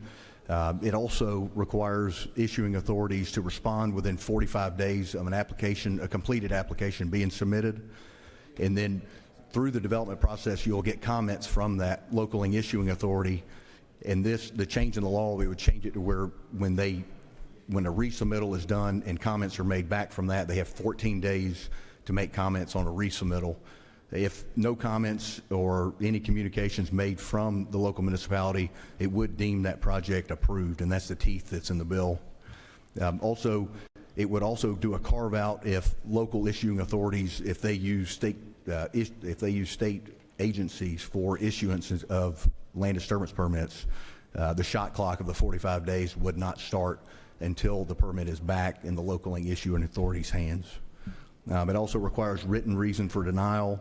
And then also, it does have a carve out for restarting the timeline if there's major changes to the project, which would require the municipality more time to review that project.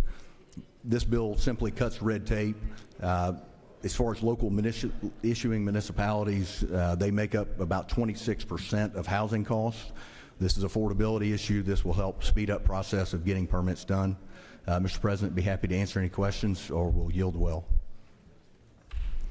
Good job, Senator. There are no questions. Thank you, Mr. President. I yield well. Does any other senator wish to speak for or against the measure? The chair hears none. Is there objection to the previous question being ordered? The chair hears none, and the previous question is ordered. Question is on the adoption of the committee substitute. Is there objection to the adoption of the committee substitute? Hearing none, the committee substitute is adopted. Is there objection to agreeing to the report of the committee, which is favorable to the passage of the bill? The chair hears none. The report of the committee is agreed to. Is there objection to the main question being ordered? The chair hears none, and the main question is ordered. Questions on the passage of the bill by substitute. All those in favor of the bill will vote yea, opposed nay. The secretary will unlock the machine. What's up, bro?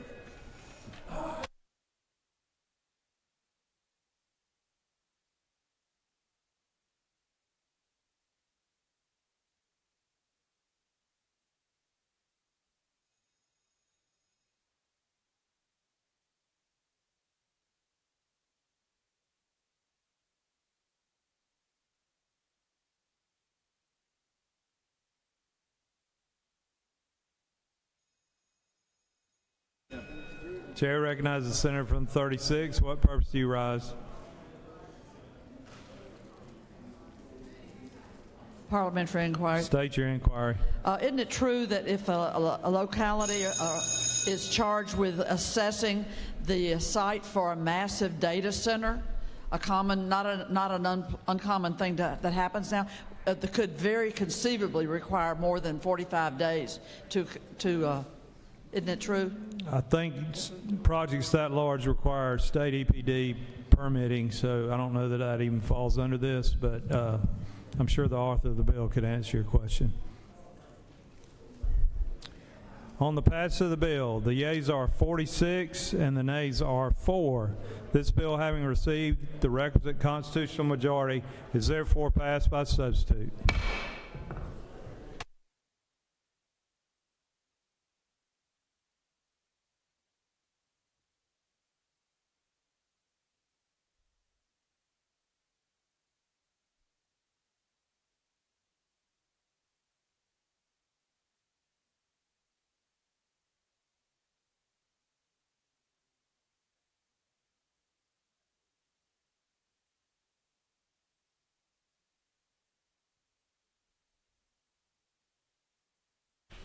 All right.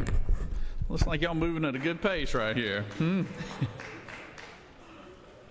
I was gone for an hour and y'all got through 2 bills. Congratulations. But I appreciate my pro tem. Y'all need to quit giving him a hard time every time he gets up here. All right. Secretary, read the caption. Senate Bill 463 by Senator Dolezal of the 27th and others.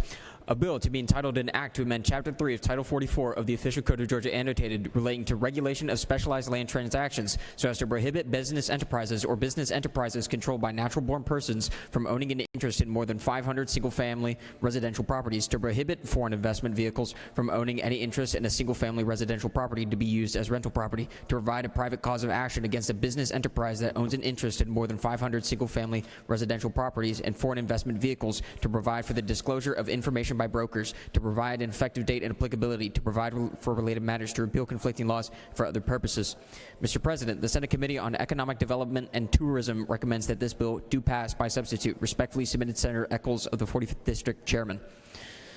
Mr. President, the Senate Committee on Economic Development and Tourism offers the following substitute to Senate Bill 463, a bill to be entitled an act to amend Chapter 3 of Title 44, Chapter 7 of Title 48, and Chapter 1 of Title 33 of the Official Code of Georgia annotated relating to regulation of specialized land transactions, income taxes, and general provisions relative to insurance, respectively, so as to prohibit business enterprises or business enterprises controlled by natural-born persons from owning an interest in more than 500 single-family residential properties, to prohibit foreign investment vehicles from owning any interest in a single-family residential property to be used as rental property, to provide a private cause of action against a business enterprise that owns an interest in more than 500 single-family residential properties and foreign investment vehicles, to preclude business enterprises owning or possessing an interest in more than 500 single-family residences from claiming certain income tax credits related to such ownership or possession, to revise deductions related to depreciation for single-family residential property owned or possessed by such business enterprises, and for other purposes. Mr. President, that completes the order. Recognize Senator from the 27th.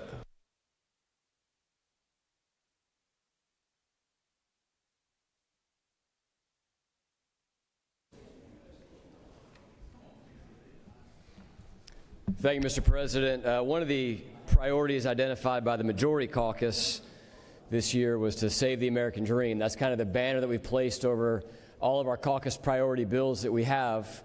But the good news is this bill, I believe, at least in committee, was a bipartisan bill, came out of committee with bipartisan support, and it's really attempting to address a new phenomenon. And that new phenomenon is hedge funds and private equity groups buying single-family homes at scale and turning them into rental houses. And the interesting thing about this phenomenon is that Metro Atlanta, and don't just think downtown Fulton County, think from Cherokee down to Noonan and Coweta County and large swaths of the larger metro area, lead the nation in this new phenomenon. And Mr. President, back in 2011, so 15 years ago, there was not a single investor, institutional investor in America that owned more than 1,000 housing units. But within just 4 years of that period of time, they had gobbled up over 250,000 homes across America. And I want to give you some statistics from 2022. And this is the share of single-family rental market held by investors with over 1,000 homes. And this is 4-year-old data, but this is the best data we can get, and this is from the Government Accounting Office. Seattle, Washington, 9%. Las Vegas, Nevada, 10%. Dallas, Texas, 7%. Houston, Texas, 7%. Miami, Florida, 5%. Cincinnati, Ohio, 5%. Kansas City, 6%. Atlanta, Georgia, 25%. So 25% of the rental homes in Atlanta, Georgia are currently owned by these large institutional investors. The latest data that we've seen on the actual resale of these homes is that in Metro Atlanta, 30% of all single-family homes that are listed for sale will get sold to an investor.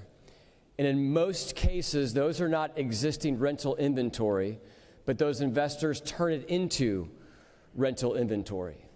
And the concern here, Mr. President, is for the last 100 years or so in America, the primary wealth creation tool for the middle class has been the purchase of a single-family home, locking yourself into a 30-year mortgage, getting up in the morning, going to work, paying that mortgage, coming home, letting your kids play outside at night, going to bed, and maybe leaving your door unlocked if you're lucky enough to be able to do that. And then sometime in your 60s, you can pay off that home, and you can use that equity in your home to retire. But the sad reality today in America is that the average age of a first-time home buyer has now crept up to 41 years old. And I was lucky enough not to sign my first 30-year mortgage at 41 years old. But for the Americans today that are signing their first 30-year mortgage at 41 years old, the math just doesn't work. You're not going to retire at 65 years old, and you may not retire at all because you may be stuck working to pay for that home. And so what we've seen with these large institutional investors is that they have bent the demand curve. And so right now, a young family that goes to buy their first home, maybe they're in their 30s, they're competing against Blackstone. And even if they can meet Blackstone's purchase price, what they can't meet is Blackstone's ability to pay cash, Blackstone's ability to forego appraisal contingency, their ability to forego an inspection contingency, their ability to close in 14 days. And so right now we have a situation where the American dream is being snatched away by Wall Street. And we look to solve that problem with Senate Bill 463. So I'll walk you through what the bill does. And I'll skip past the definitions other than to tell you the key definitions here are affiliated entity, business enterprise, and foreign investment vehicle, because we actually have a specific carve out in here for foreign investment vehicles. But we do not allow, if this bill passes, these institutional investors and investors in general to own more than 500 single-family homes in Georgia. This does not count against multifamily. This does not count against apartments. This does not count against anything other than single-family residences. We do not require divestment in this bill. So if an entity today, and there are some of them today that own more than 10,000 units, we just do not allow them to acquire any additional units until they would get under the 500 unit number. We do not want to change the supply curve with this bill. So this bill does not do anything with those who would build new single-family for-rent neighborhoods, because we recognize that part of the way that we solve the housing crisis in America is by adding additional housing inventory. The second key element of the bill is found on line 60, where we ban foreign investment vehicles from purchasing rental property altogether in the state of Georgia. How do we enforce it? We enforce it starting on line 79, and we allow claimants to bring a civil action, and we level a statutory damage on line 85 of $100,000 for each violation. A couple more elements of enforcement that we have on the bill start in Part 2, where we remove anyone who violates this code from the ability to claim a low-income housing tax credit, a tax credit for the rehabilitation of historic structures, and the depreciation of properties placed in service before 1987. So we would eliminate their ability to claim any of those 3 tax credits. And then on Part 3, we get to the actual Georgia state tax returns. And in Section 3.1, we eliminate the ability, 3.2, we eliminate the ability to claim depreciation on a corporate return. Section 3.3, we disallow the deduction for depreciation on a personal return. And then lastly, in Section 3.4, we disallow a deduction for expenses that come along with the usual costs associated with renting or leasing property. That's the core of the bill. Mr. President, I'd be happy to answer any questions if there are any, and if not, I'll yield the well. You do have a few questions, Senator. Okay. Recognize Senator from the 15th. Thank you, Mr. President. Senator Yield. I do to the Dean. I want to commend you for bringing the idea behind this bill, but let me just get some clarification and sort of explore the number. Is that statewide or nationwide? What, of course, it applies only to Georgia, but why 500? That sounds like a lot to me, and I would certainly be amenable to saying it should be less than that. We have landed on 500, essentially finding the middle ground between President Trump's executive order, which is actually 100 units. So he has an executive order that's a little bit more stringent than what this bill has. And then our friends in the House have brought various versions of this bill forward that started at 2,000 units. There was another bill in the Senate that started at 2,000 units. We thought that number was too high. We actually amended the other Senate bill yesterday in committee to come alongside this 500 number as well. We think that this does a pretty good job of not capturing the mom and pops, but we also think that this does a pretty good job of capturing those that have enough scale and velocity that they truly are most likely preventing young families from being able to purchase homes. And Senator, you're further one more query. Yeah, absolutely. The enforcement factor, was that on 179 or 79? That begins on, there's a couple different enforcement factors, but the civil action starts on line 79, and the changes to the tax provisions, the tax credits begin on line 130, and then the actual tax return portion begins on line 159. Okay, thank you. Thank you. Recognize the Senator from the 55th. Thank you, Mr. President. Will this gentleman yield? Yes, sir. I, too, have a similar question about the number that you have had. What, if any, challenge would we have if we took that number to 250 rather than the number of 500? How many would that impact currently, if at all? And what impact would that do if we did 250, or has that been a thought? Senator, I would have two concerns with going any lower, although I appreciate the sentiment. My first concern is getting it passed into law and getting it across on the other side of the building. If the House's starting point is 2,000 and we come in with a bill that's 250, I think that may be a little too narrow. I think you're likely as well, Senator, to capture more of your local landowners as opposed to some of these larger institutional investors or your hedge funds and private equity groups as well. So that would be my concern with going more narrow. But I would ask you to pass this bill as it stands now, because I think this is the bill that probably has the best chance of passing in the House as well. Well, gentlemen, further yield. Approximately how many people would be captured at this 500 number if we have the current trajectory of Wall Street buying of homes? We really don't have great data on that. I may be able to gather that for you while other senators speak to the bill. I think you're talking about less than 100. I know that once you get up over 2,000, you're talking about 15 or so. And so this would be a little bit wider of a net, but not quite as narrow of a net that would only capture the Blackstones of the world. It would be a little bit more broad than that. You're very kind. Did I hear you say that there was an executive order for 100 units? So the president, yes, the president has issued an executive order, and the executive order that he has is with 100 units. And I'm not exactly sure, to be honest with you, kind of the execution of that executive order and how it would be carried out. I did read it, though, enough to see that it was his number was 100 units. Thank you for this bill. Thank you. Thanks, Senator. You have a couple more questions, Senator. Recognize Senator from the 26th.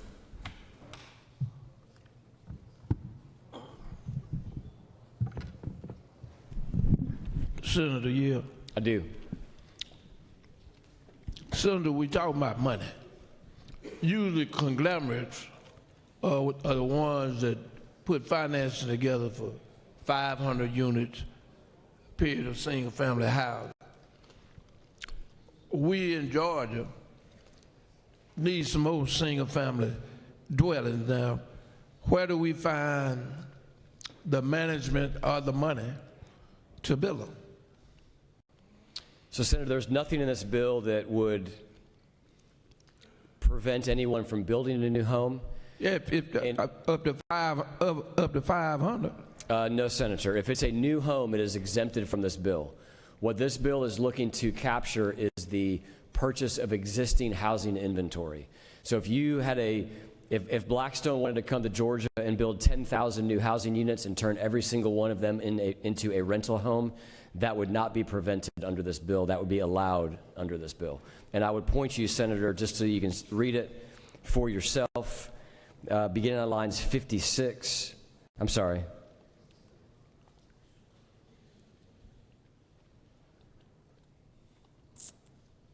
Beginning on line 51, all the way to line 53. Well, you know, Senator, I kind of trust you because you're kind of a financial wizard. We talk about things and making money all the time. But we are talking about real money, not little money, but real money. And, you know, to build 500 single-family dwellings, now you're talking about if you have dwellings that are dilapidated and you find another company to come in to redo them and buy those, how would this bill affect them when you start talking about tax credits for low-income families? Yeah, so if the scenario was that somebody wanted to purchase 500 existing dilapidated units and turn those into rentals, that would not be allowed under this bill. If they wanted to do that as a flip, that would be allowed under this bill. You messing with my money.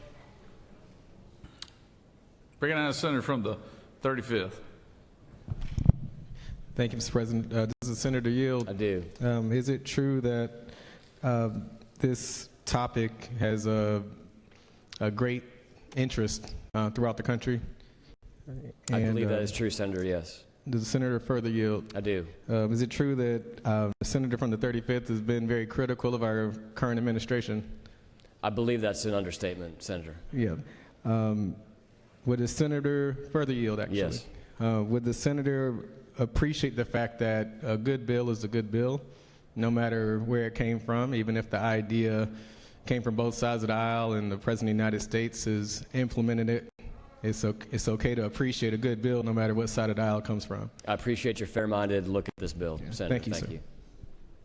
You have no questions. I yield the well. Thank you, Mr. President.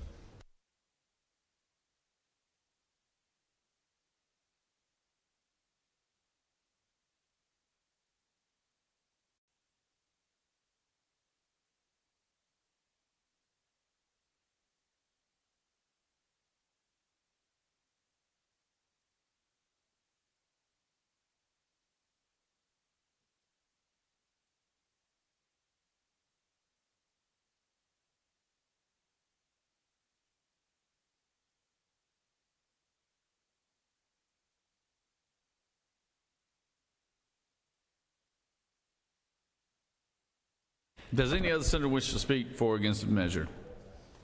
Chair hears none. Is there objection to a previous question being ordered? Chair hears none. The previous question is ordered. Question is on the adoption of the committee substitute. Is there objection to the adoption of the committee substitute? Hearing none, the committee substitute is adopted.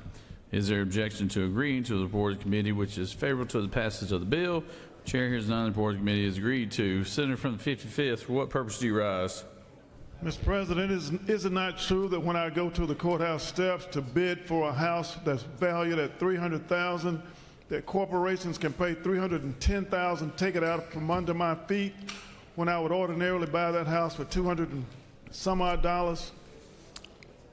Is it not true that institutional investors are paying more than what is marketably or reasonable and commercial in the market? Senator knows what he speaks, I guess. And this bill would address those corporations who overpay for product when the average person trying to just make You can just vote yes, Senator. Thank you, sir. All right. Is there objection to the main question be in order? Chair hears none. The main question is ordered. Question is on the passage of the bill by substitute. All those in favor of the bill vote yea. Opposed, nay. Secretary, unlock the machine.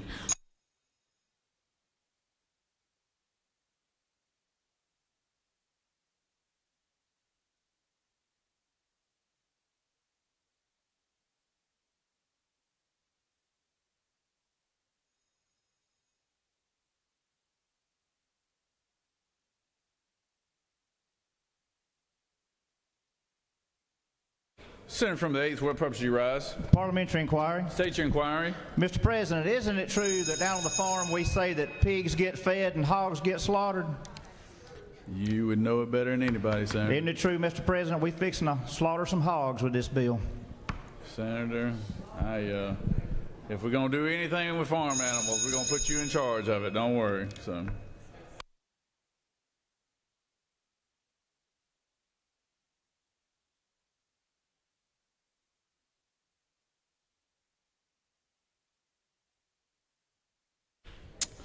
On the passage of the bill, the yeas are 49, the nays are 3. This bill, having received a requisite constitutional majority, is therefore passed by substitute. Had 3 no votes there, huh?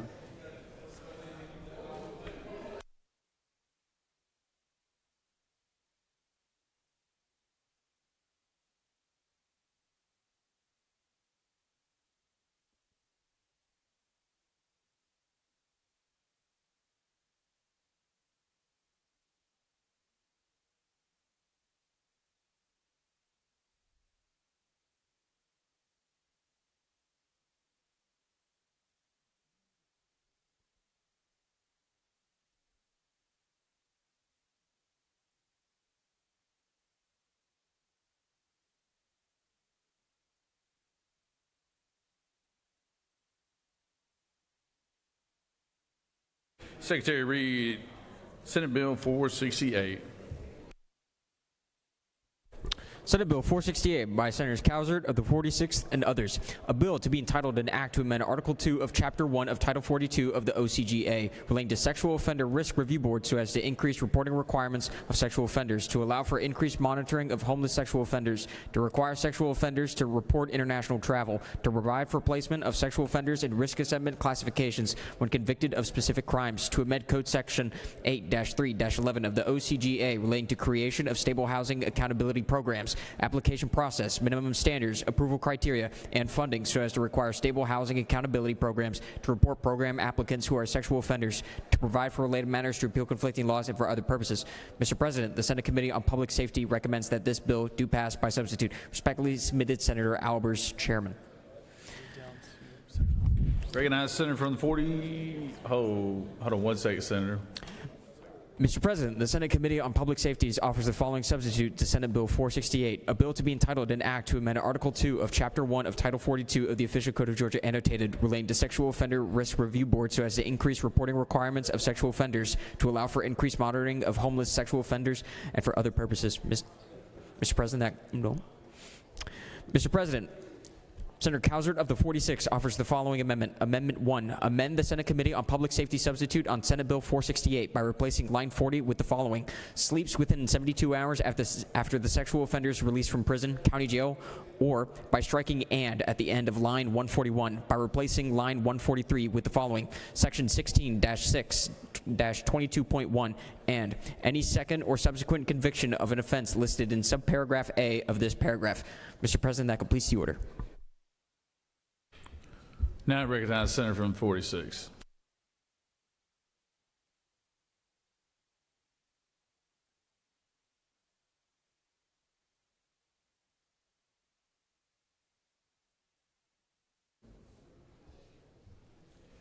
Thank you, Mr. President. Ladies and gentlemen of the Senate, this is a bill aimed at making certain that homeless sexual offenders can be tracked and monitored to be kept away from our children. Currently, if you're a sexual offender, you have to register, obviously with your probation or parole officer, but also with the sheriff in the county in which you live, so that it can be guaranteed that you stay more than 1,000 feet away from a child care facility, from a church, from a school, or other locations where minors congregate.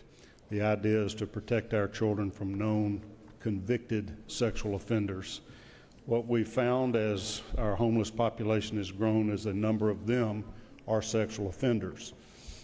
All sexual offenders, when they're released from jail, have to report on the registry. They have to report to the sheriff in the county that they choose to live in. And the problem with these people is they are bouncing around and we can't follow them when we can't protect our children unless we know where they are. So it increases reporting requirements for homeless people to, within 36 hours of changing their sleeping location or wherever their encampment is or wherever shelter they're staying in, they have to report that to the sheriff. If they fail to do it, it allows their probation officer or parole officer to implement a ankle monitor, essentially a location locator, so we can track them and make sure that they're not in a position to harm our children. There's a brief amendment that I have made that makes two small changes to the bill. This is at the request of the Department of Community Supervision. They pointed out that the original version that came out of committee said you had to report within 36 hours of being released from jail or prison. And they pointed out that sometimes the paperwork takes longer than this, and it's fair to give them several days to establish their residence and let the sheriff know upon release from jail or prison. After that, any subsequent moves, they've got to notify the sheriff within 36 hours. The other thing it does is it changes a category of a dangerous sexual predator. It adds a person that has a second or subsequent conviction of a series of offenses that involve child molestation, incest, inciting a child for indecent purposes, or sexual exploitation of children. If you have multiple convictions for those type of offenses, then you are a dangerous sexual predator. You have a pattern of doing it, and we need to make sure that we can track you, keep you away from our children. So it's fairly limited in scope. It's to address a very finite problem. We just do have a lot of mentally ill people that are homeless, and a good number of them are also sexual offenders. This is to protect our children from that. So I would ask for your favorable consideration, but glad to answer any questions. You have no questions, Senator. Thank you. I yield the well.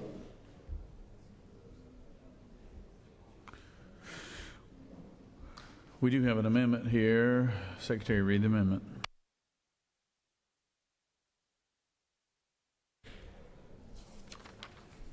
Does any other senator wish to speak for or against the measure? Chair hears none. Is there objection to the previous question being ordered? Chair hears none. The previous question is ordered.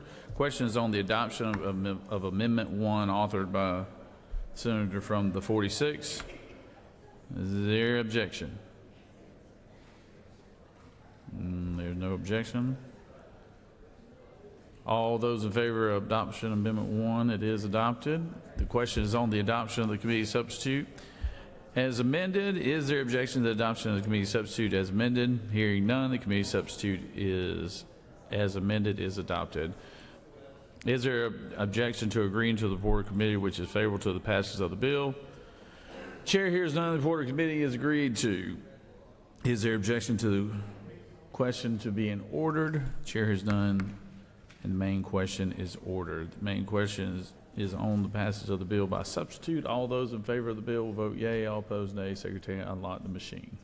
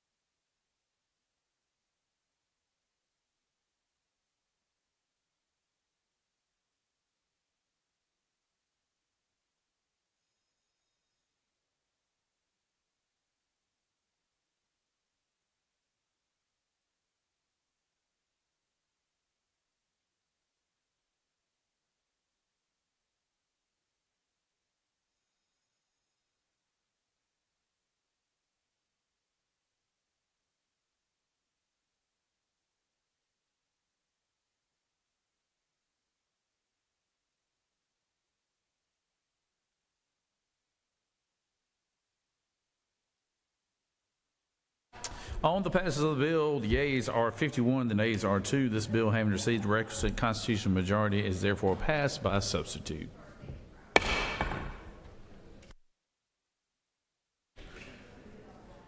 Moving on, Senate Bill 527. Secretary, read the caption. Senate Bill 527 by Senators Robertson of the 29th and others, a bill to be entitled an act to amend Code Section 15-16-1 of the Official Code of Georgia annotated relating to qualification requirements for sheriff and exemptions so as to require that candidates for the office of sheriff are certified peace officers at the time of qualifying as a candidate, to provide for related matters, to appeal conflicting laws, and for other purposes. Mr. President, the Senate Committee on Public Safety recommends that this bill do pass. Respectfully submitted, Senator Albers of the 56th District Chairman. Mr. President, that completes the order.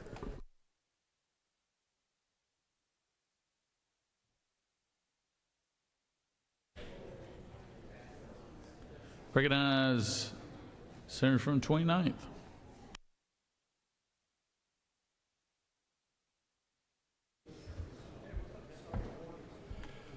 Thank you, Mr. President. I come before you today with something that we've passed out of here before that's somewhat important.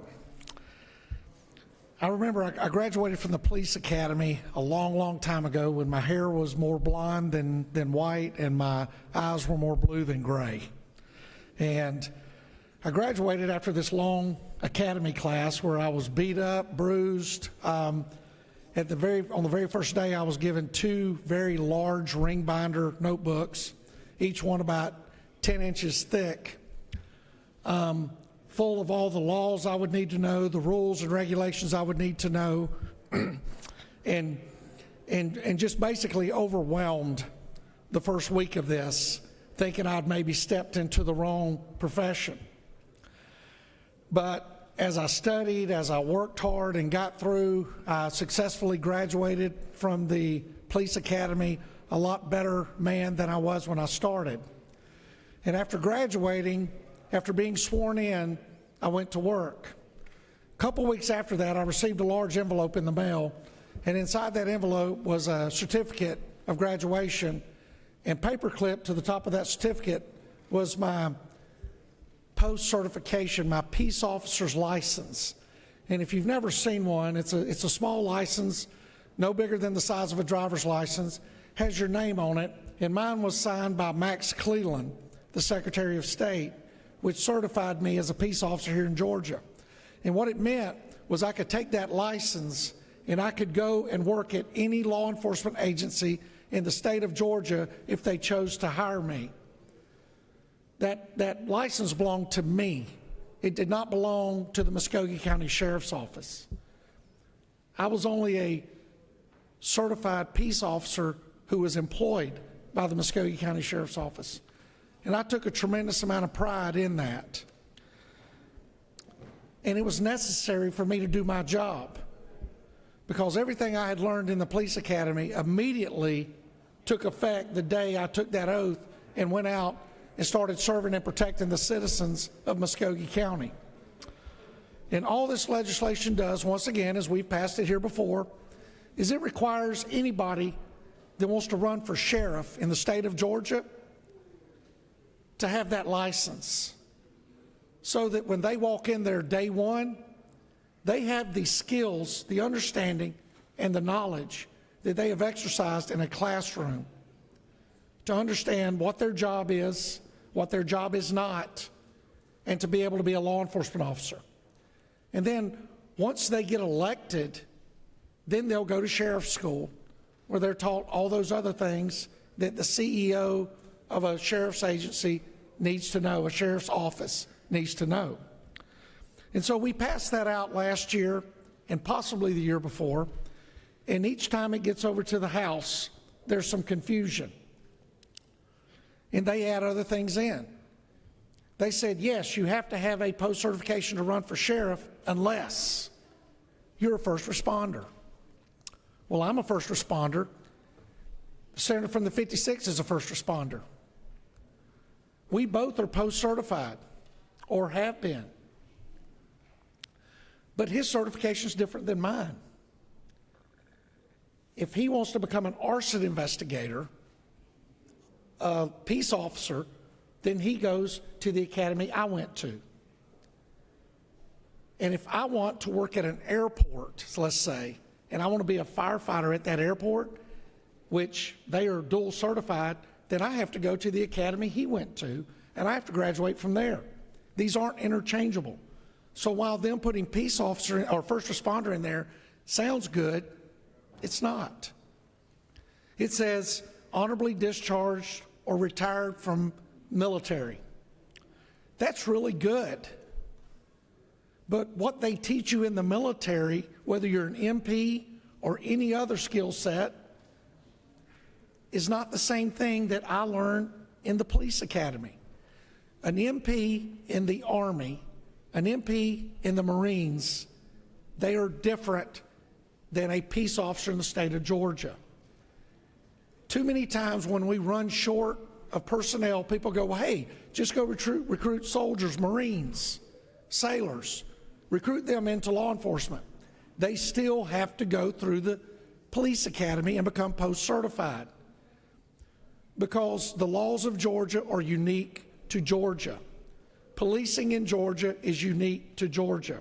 If somebody wants to be the sheriff in one of our 159 counties, they need to be a post-certified peace officer in Georgia. And I'm proud to say that POST, Peace Officer Standards Training Council, regulates all law enforcement officers who carry that license here in Georgia. And should a law enforcement officer violate a law or rule, POST can pull that license away. All 50 states in the United States of America have POST councils. The one POST council that decertifies more officers every year who don't follow the rules is the Georgia Peace Officer Standards Training Council. They hold us to the highest standard in the United States of America. And I'm proud of that. But it's that important that the CEO of the primary law enforcement agency in 159 counties be held to the same standard as the deputy sheriff who graduated from the academy in the 1980s and had a license signed by Max Cleland has to follow. Therefore, it's really simple. All this legislation says, if you want to run for sheriff in Georgia and none of our rules prohibit you from doing it, you can do it if you're a post-certified peace officer in the state of Georgia. And I'll yield for any questions, Mr. President. Recognize the Senator from the 10th.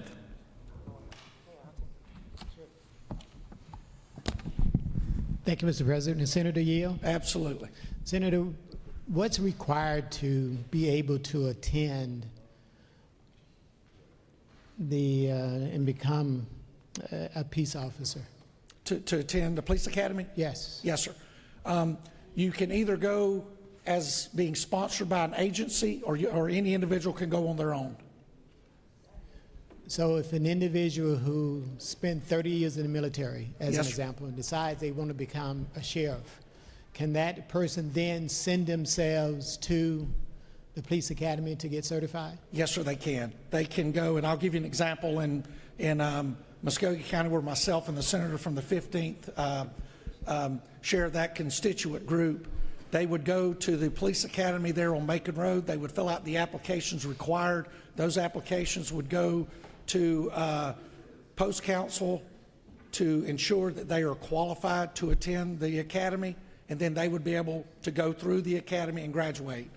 If it is someone who comes in from out of state and say they had been post-certified in another state, they would look at their experience, their qualifications, and sometimes they could be given an abbreviated police academy so that they wouldn't have to duplicate the training they received in another state. If it's a military law enforcement officer who had gone through an academy in whatever base they were at, that would also be taken into consideration. But yes, they could themselves enter the academy like you would any other university or school. Senator Yale? Yes, sir. And while they're attending the police academy, are they being paid? If they are sponsored by an agency, yes, they are. But if they're not sponsored by an agency? No, sir, they're not. They would be a student sitting in the academy with other individuals going through the same class, some sponsored by law enforcement agencies and others not. Senator Further Yield? Yes, sir. Senator, aren't we creating another obstacle, another hurdle for another agency? And some agencies may have reciprocity, particularly federal agencies. Aren't we creating another hurdle for them to simply become and to run for the office of being a sheriff in this state? No, sir. I don't see it as creating a hurdle. What I see it is holding a high standard. I think, without a doubt, the debates and the discussions we've had over these past 8 years have revolved around the profession of law enforcement. When we first came in here, this opening session, a lot of the chatter, debate, and discussion was about the training of federal law enforcement agencies. And so if that is an important part of being a law enforcement officer, then I think the worst thing we can do is lower the standard of that training by allowing somebody to come in. And when you speak of federal agencies and others, if an FBI agent who retires here in the state of Georgia, if he or she wants to become a sheriff or wants to become a law enforcement officer here in the state of Georgia, their packet is sent to Post. Post evaluates all their training that they have. They look at what is applicable in Georgia, and they could be granted the ability to take an abbreviated police academy. And at that time, when they graduated, they would be a post-certified peace officer in Georgia, and they would be qualified not only to run for sheriff, but they would be qualified to work for any law enforcement agency in the state of Georgia who would be willing to hire them, state, county, or municipal. Senator Further Yield? I do. Senator, isn't it, and I'm just trying to understand. No, I understand. The I respect legislation, that. because I've been very supportive of peace officers, as you well know. Yes, sir, you have. But are we doing this for other positions and high offices in state government, as an example, putting this hurdle out here that you must complete this course to get this assignment before you could, for example, run for lieutenant governor? I don't know. I don't know to speak to that. I know to practice as a nurse in other states and to transfer your certification into Georgia, there's some requirements. I know to be an attorney, you have to be licensed. So I know there's many professions that require a license, and if you don't have the license walking in the door, then you're not qualified to do it, and they do offer abbreviated training in all of those areas. I know for some of our friends who carry law licenses, for them to practice in other states, they have to be recognized by the bars of those other states. But what we're talking about is we're talking about a profession where men and women stand before an official and raise their right hand and take an oath and understand that myself, the senator from the 51st, and the senator from the 54th have taken an oath that gives us the authority to not only impede someone's liberty, but in certain circumstances to use a level of force that could take another human being's life. And for that, I don't think requiring someone to stand in front of a class and sit in front of an instructor and take a class to become the CEO, the man or woman who manages at times hundreds of men and women who have taken that oath and who have that authority. I don't see this as an obstacle at all. If anything, I think it should be a requirement that is recognized and supported by everyone. Senator, I would respectfully disagree, because there are a lot of military that have become police officers and gotten unique certification while they've been in the service. Yet what you're saying to them is that time that you spent, however many years, 25, 30 in the military, doesn't qualify you to simply be a sheriff in one of our counties. So I respectfully disagree with you.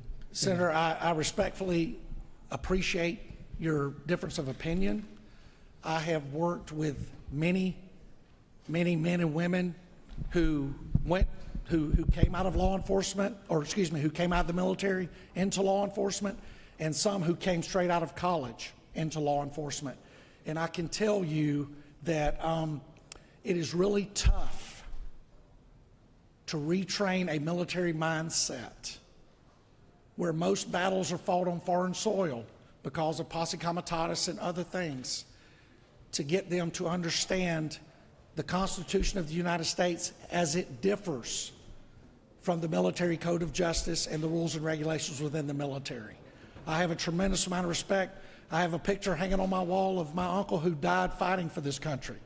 But I will tell you this, without the police academy that explains the rights of every soul here in the state of Georgia and our requirements to protect everybody, it is much, much different from those in the military. We have had some very successful men and women come out of the military and transition into law enforcement, but it is very, very different. But I do appreciate that. And if there are no other questions? You do have a couple questions. Yes, sir. Recognize the senator from 56. Thank you, Mr. President. This is Senator Yield. I do yield. Senator, there's been some questions about needing some education prior to holding elected office. Isn't it true that a solicitor or a district attorney or even the attorney general of this state would have to have a law degree in order to run for that position and obtain it? I believe that is true. So isn't it true that we would want to make sure that anybody who runs for offices has basic qualifications? In this case, the ability to take someone's freedom away should have that highest bar. I think you stated exactly right. Based on the responsibilities of that job, where a district attorney has the ability to prosecute and take freedom from individuals, and a solicitor having the same authority at some level, and then we're talking about municipal police officers, deputy sheriffs, GBI agents, DNR, Department of Corrections. When individuals are responsible for the freedom and possibly the use of force that could cause the end of a life, I think this is a small standard to set, but I do think it's absolutely necessary. Thank you, Senator. Excellent bill. Thank you, sir. Yeah, one more question, Senator. Recognize the senator from the 55th. Thank you for the sentiment. Thank you, Senator, for bringing this fine legislation. I'm a little concerned, however, how long is the training to get this certification? It depends on the person's previous experience. As I said before, if someone came out of the military and they wanted to become a post-certified officer, they would bring their packet, all their experience would be taken into consideration, and they could go through an abbreviated police academy. The same thing if a law enforcement officer outside of the state of Georgia, Alabama, Florida, North Carolina, South Carolina, New York, California, if they came into Georgia, they would have to present their packet of training, their packet of experience. That would be evaluated by POST, the Peace Officer Standards Training Council, and then it would be determined if they could take an abbreviated academy. Same thing with the FBI. If I came out with no experience whatsoever and wanted to go to the academy, I believe right now the academy is around 12 weeks. 12 weeks? Will the gentleman further yield? Is it not true that there are occasions when there's a special election, and if I'm a very great candidate and the citizens of that particular county might think I'm a great candidate because I have gold stars, I'm a gold, some Purple Heart, I fought for my country, and is it not true that special election where the citizens may want me to be that person, but if there's a special election, my sheriff dies, for example, and they call a special election, you may deny the citizens of that county the best candidate simply because they haven't had time to even go get training because that person was not even thinking about being a sheriff until that sheriff office came open. Is it not true? No, sir, it's not true.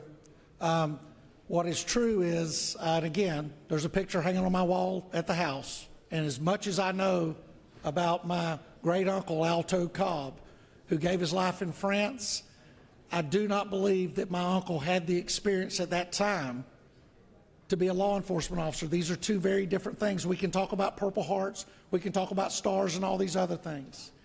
The debate we've been having in this chamber for the past 8 years is we want the absolute best men and women in law enforcement on our streets, especially those that are our sheriffs, those that are our chiefs, those that are our directors and commissioners, those that are our colonels who are responsible for managing those men and women who carry as much authority as they do. This would be the same thing if there were a special election and somebody knew somebody that justice was their primary focus, that they understood law back, forth, left to right, and that special election was for district attorney, and that person did not carry a law degree, then that person is not qualified to run for that office, special election or not. With all due respect, counsel, if there's an office, if there's a special election for district attorney, the current law gives 6 months to show that I am qualified, but now you're giving me no opportunity to show that I have the qualifications to be the DA, because the current law, as I understand it, gave me 6 months to prove that the people made a great choice in electing me, even though I was kicking my heels up and I was retired. But in the campaigning process, is it not true? Is it not true? Is it not true? I appreciate both of the senators. Is it not true that the people of my particular county may think that I'm the best candidate, and that in the electoral process, my qualifications will come out, and the citizens of that county are the ultimate arbiters of who is qualified and who is not? Well, Senator, I like the fact that you think that if you were going to be the district attorney without a law degree, that you could get that law degree in 6 months. But in this case, if you are not qualified to be a deputy sheriff, then, sir, you are not qualified to be a sheriff. If you do not have Peace Officer Standard and Training Council, if you do not carry a license in your pocket that says you are. It's just plainly that clear. But I do appreciate the question. Thank you, counsel. Thank you. Yes, sir. I'll do one more. You have one more question, Senator. Senator from the 6th. Thank you, Mr. President. Senator, do you yield? I do. Senator, is it not true that if people think that the senator from the 55th would be a good candidate for sheriff, is that not why we need this bill? Senator, rarely do things make me nervous and make cold sweat run down my spine. But if there's a few people in this Senate that if they ever threw their name in for sheriff, I'm afraid I would have to run for the state Senate in the state of Alabama. And with that, Mr. President, I yield the well. All right. Does any other senator wish to speak for or against the measure? Chair hears none. Is there objection to the previous question being ordered? Chair hears none, and the previous question is ordered. Is there objection to agreeing to the report of the committee which is favorable to the passage of the bill? Chair hears none. The report of the committee is agreed to. Senator from the 5th, for what purpose do you rise? For business outside the Capitol. Okay, Senator. Without objection, Senator from the 7th is excused. Question is on the passage of the bill. All those in favor of the bill vote yea. Opposed, nay. Secretary, unlock the machine.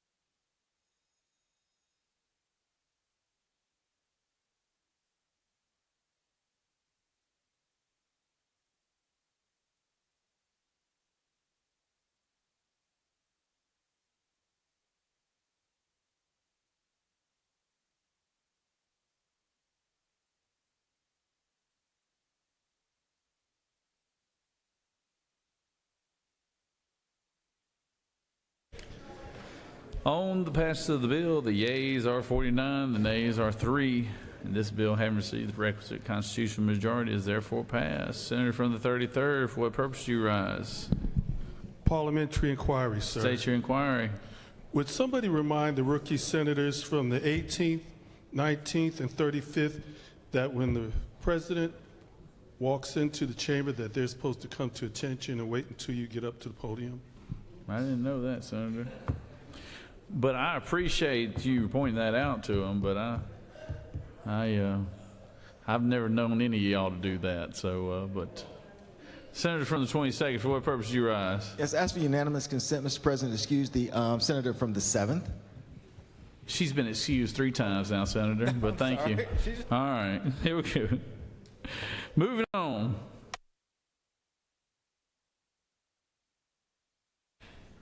Secretary reads SB 471. Senate Bill 471 by Senators Dolezal of the 27th and others, a bill to be entitled an act to amend an act providing that no local board of education, local school superintendent, or school administrator, teacher, or other school personnel shall make or enforce any rule that requires a student to wear a face mask or face covering while present on school property unless such rule provides that a parent or guardian of such student may elect for his or her child to be exempt from such rule, approved March 29, 2022, so as to eliminate the automatic repeal provision, to provide for related matters, to repeal conflicting laws, and for other purposes. Mr. President, the Senate Committee on Education and Youth recommends that this bill do pass. Respectfully submitted, Senator Hickman of the 4th District, Chairman. Mr. President, that completes the order. Recognized Senator from the 27th.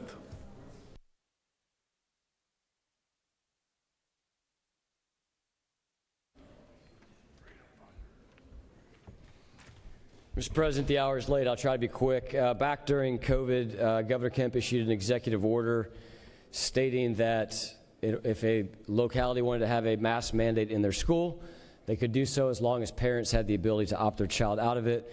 We codified that into law 4 years ago with a 5-year sunset. This bill just removes the sunset, so it allows Georgia law to continue on as it's been in law for 4 years, but effectively in action since really the summer of 2020. Mr. President, if there's no questions, I'd be happy to yield the well. There are no questions, Senator. Thank you. Does any other senator wish to speak for or against the measure? Chair hears none. Is there objections to the previous question being ordered? Chair hears none. The previous question is ordered. Is there objection to agreeing to the report of the committee which is favorable to the passage of the bill? Chair hears none. The report of the committee is agreed to. Is there objection to the main question being ordered? Chair hears none. The main question is ordered. Questions on the passage of the bill. All those in favor of the bill vote yea. Opposed, nay. Secretary, unlock the machine.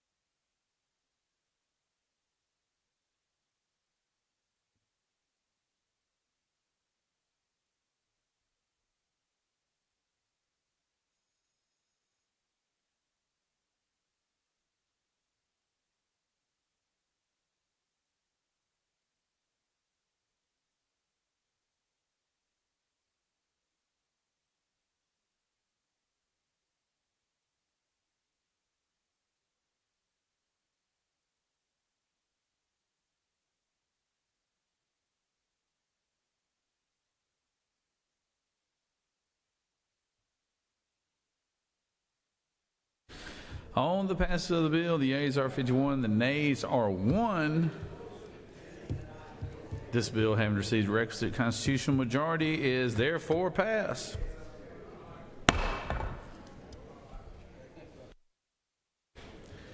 All right, last one for the day, SB 497. Secretary, read the caption.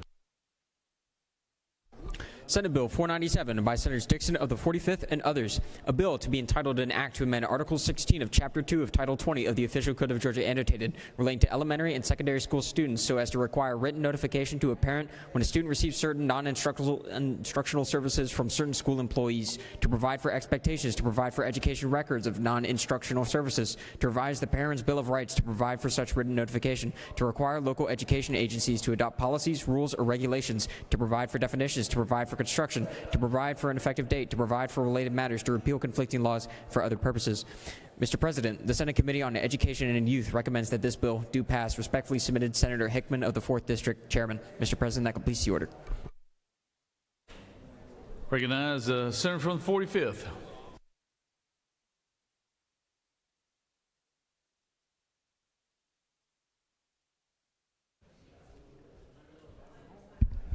Thank you, Mr. President. Senate colleagues, I bring Senate Bill 497 before you today. It's the Parents' Bill of Rights. What this bill does, it ensures that parents are notified when their minor child seeks non-instructional medical, nursing, or therapeutic counseling services. Therapeutic services are defined as those focused on primarily on mental health or emotional health and not academics. This bill affirms that parents have the right to direct the upbringing and the education of their children. It is important that information relating to their child should not be withheld from their parents. It creates a pathway to appeal to the local school board if a principal or a local superintendent denies the parent's request for information on their child or does not respond within 30 days. The bill also requires schools to document each time an employee provides non-instructional services to a student, and that if it becomes a part of their permanent record. It requires written notification to the student's parents within 48 hours. It also, employees acting in good faith are not required to report or notify the parents if there's expected to be child abuse or if there's self-harm to the child by notifying the parents. When notification is not provided to the parents, it must be provided to the principal within 12 hours. With that, Mr. President, I'd be happy to answer any questions, or I'll yield the well.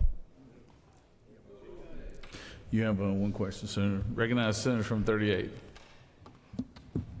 Thank you, Mr. President. Senator Yo? Yes. When you speak about therapeutic services, that would include like counseling. So what about students who are seeking counseling or confiding in a counselor for things that are not, saying that they're threatened at home or going through any abuse, but what about the protection of that student to be able to confide in a counselor? Would that be expected to be reported home regardless of the fact that that is a confidential conversation that they're having with a counselor? Right, yeah, it would be required if they didn't believe the child was in immediate harm or self-danger, if there was suspected child abuse. So there is leniency there for the administration to make that judgment. Okay, thank you. Recognize Senator from the 1st. Thank you, Mr. President. Did we ever resolve the issue of the privacy HIPAA compliance relating to going to a school principal? Yes, thank you. Yeah, there is a section in the bill that states that if there's any of the laws are conflicting with federal law, that it would, the federal law would supersede.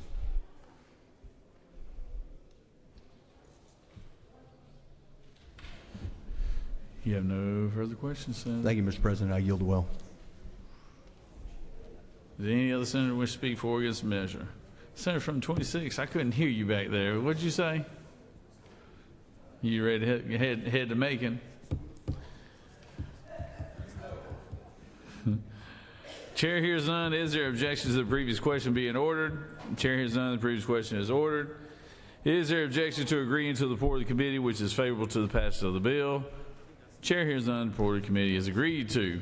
Is there objection to the main question being ordered? Chair hears none. The main question is ordered. Question is on the passage of the bill. All those in favor vote yea. All opposed nay. Secretary, unlock the machine.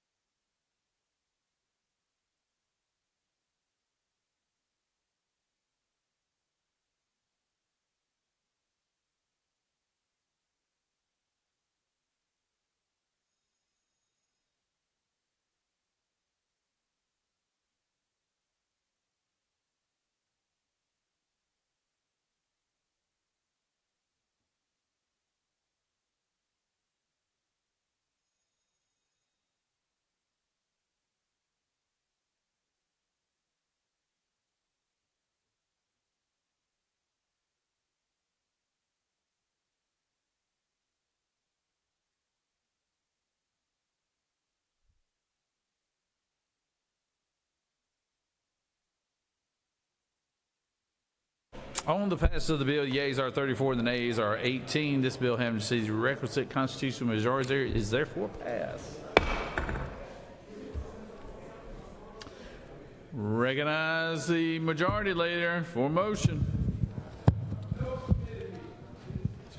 I hear that. Mr. President, I move the Senate stand adjourned until 10 a.m. Wednesday, March 4th.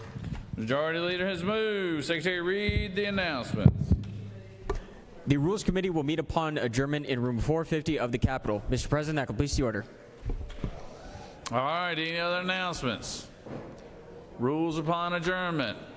Majority leader has moved that we stand adjourned until tomorrow morning, 10 a.m. All those in favor signify by saying aye. All those opposed, no. The ayes clearly have it. Have a wonderful day, everyone. See you tomorrow.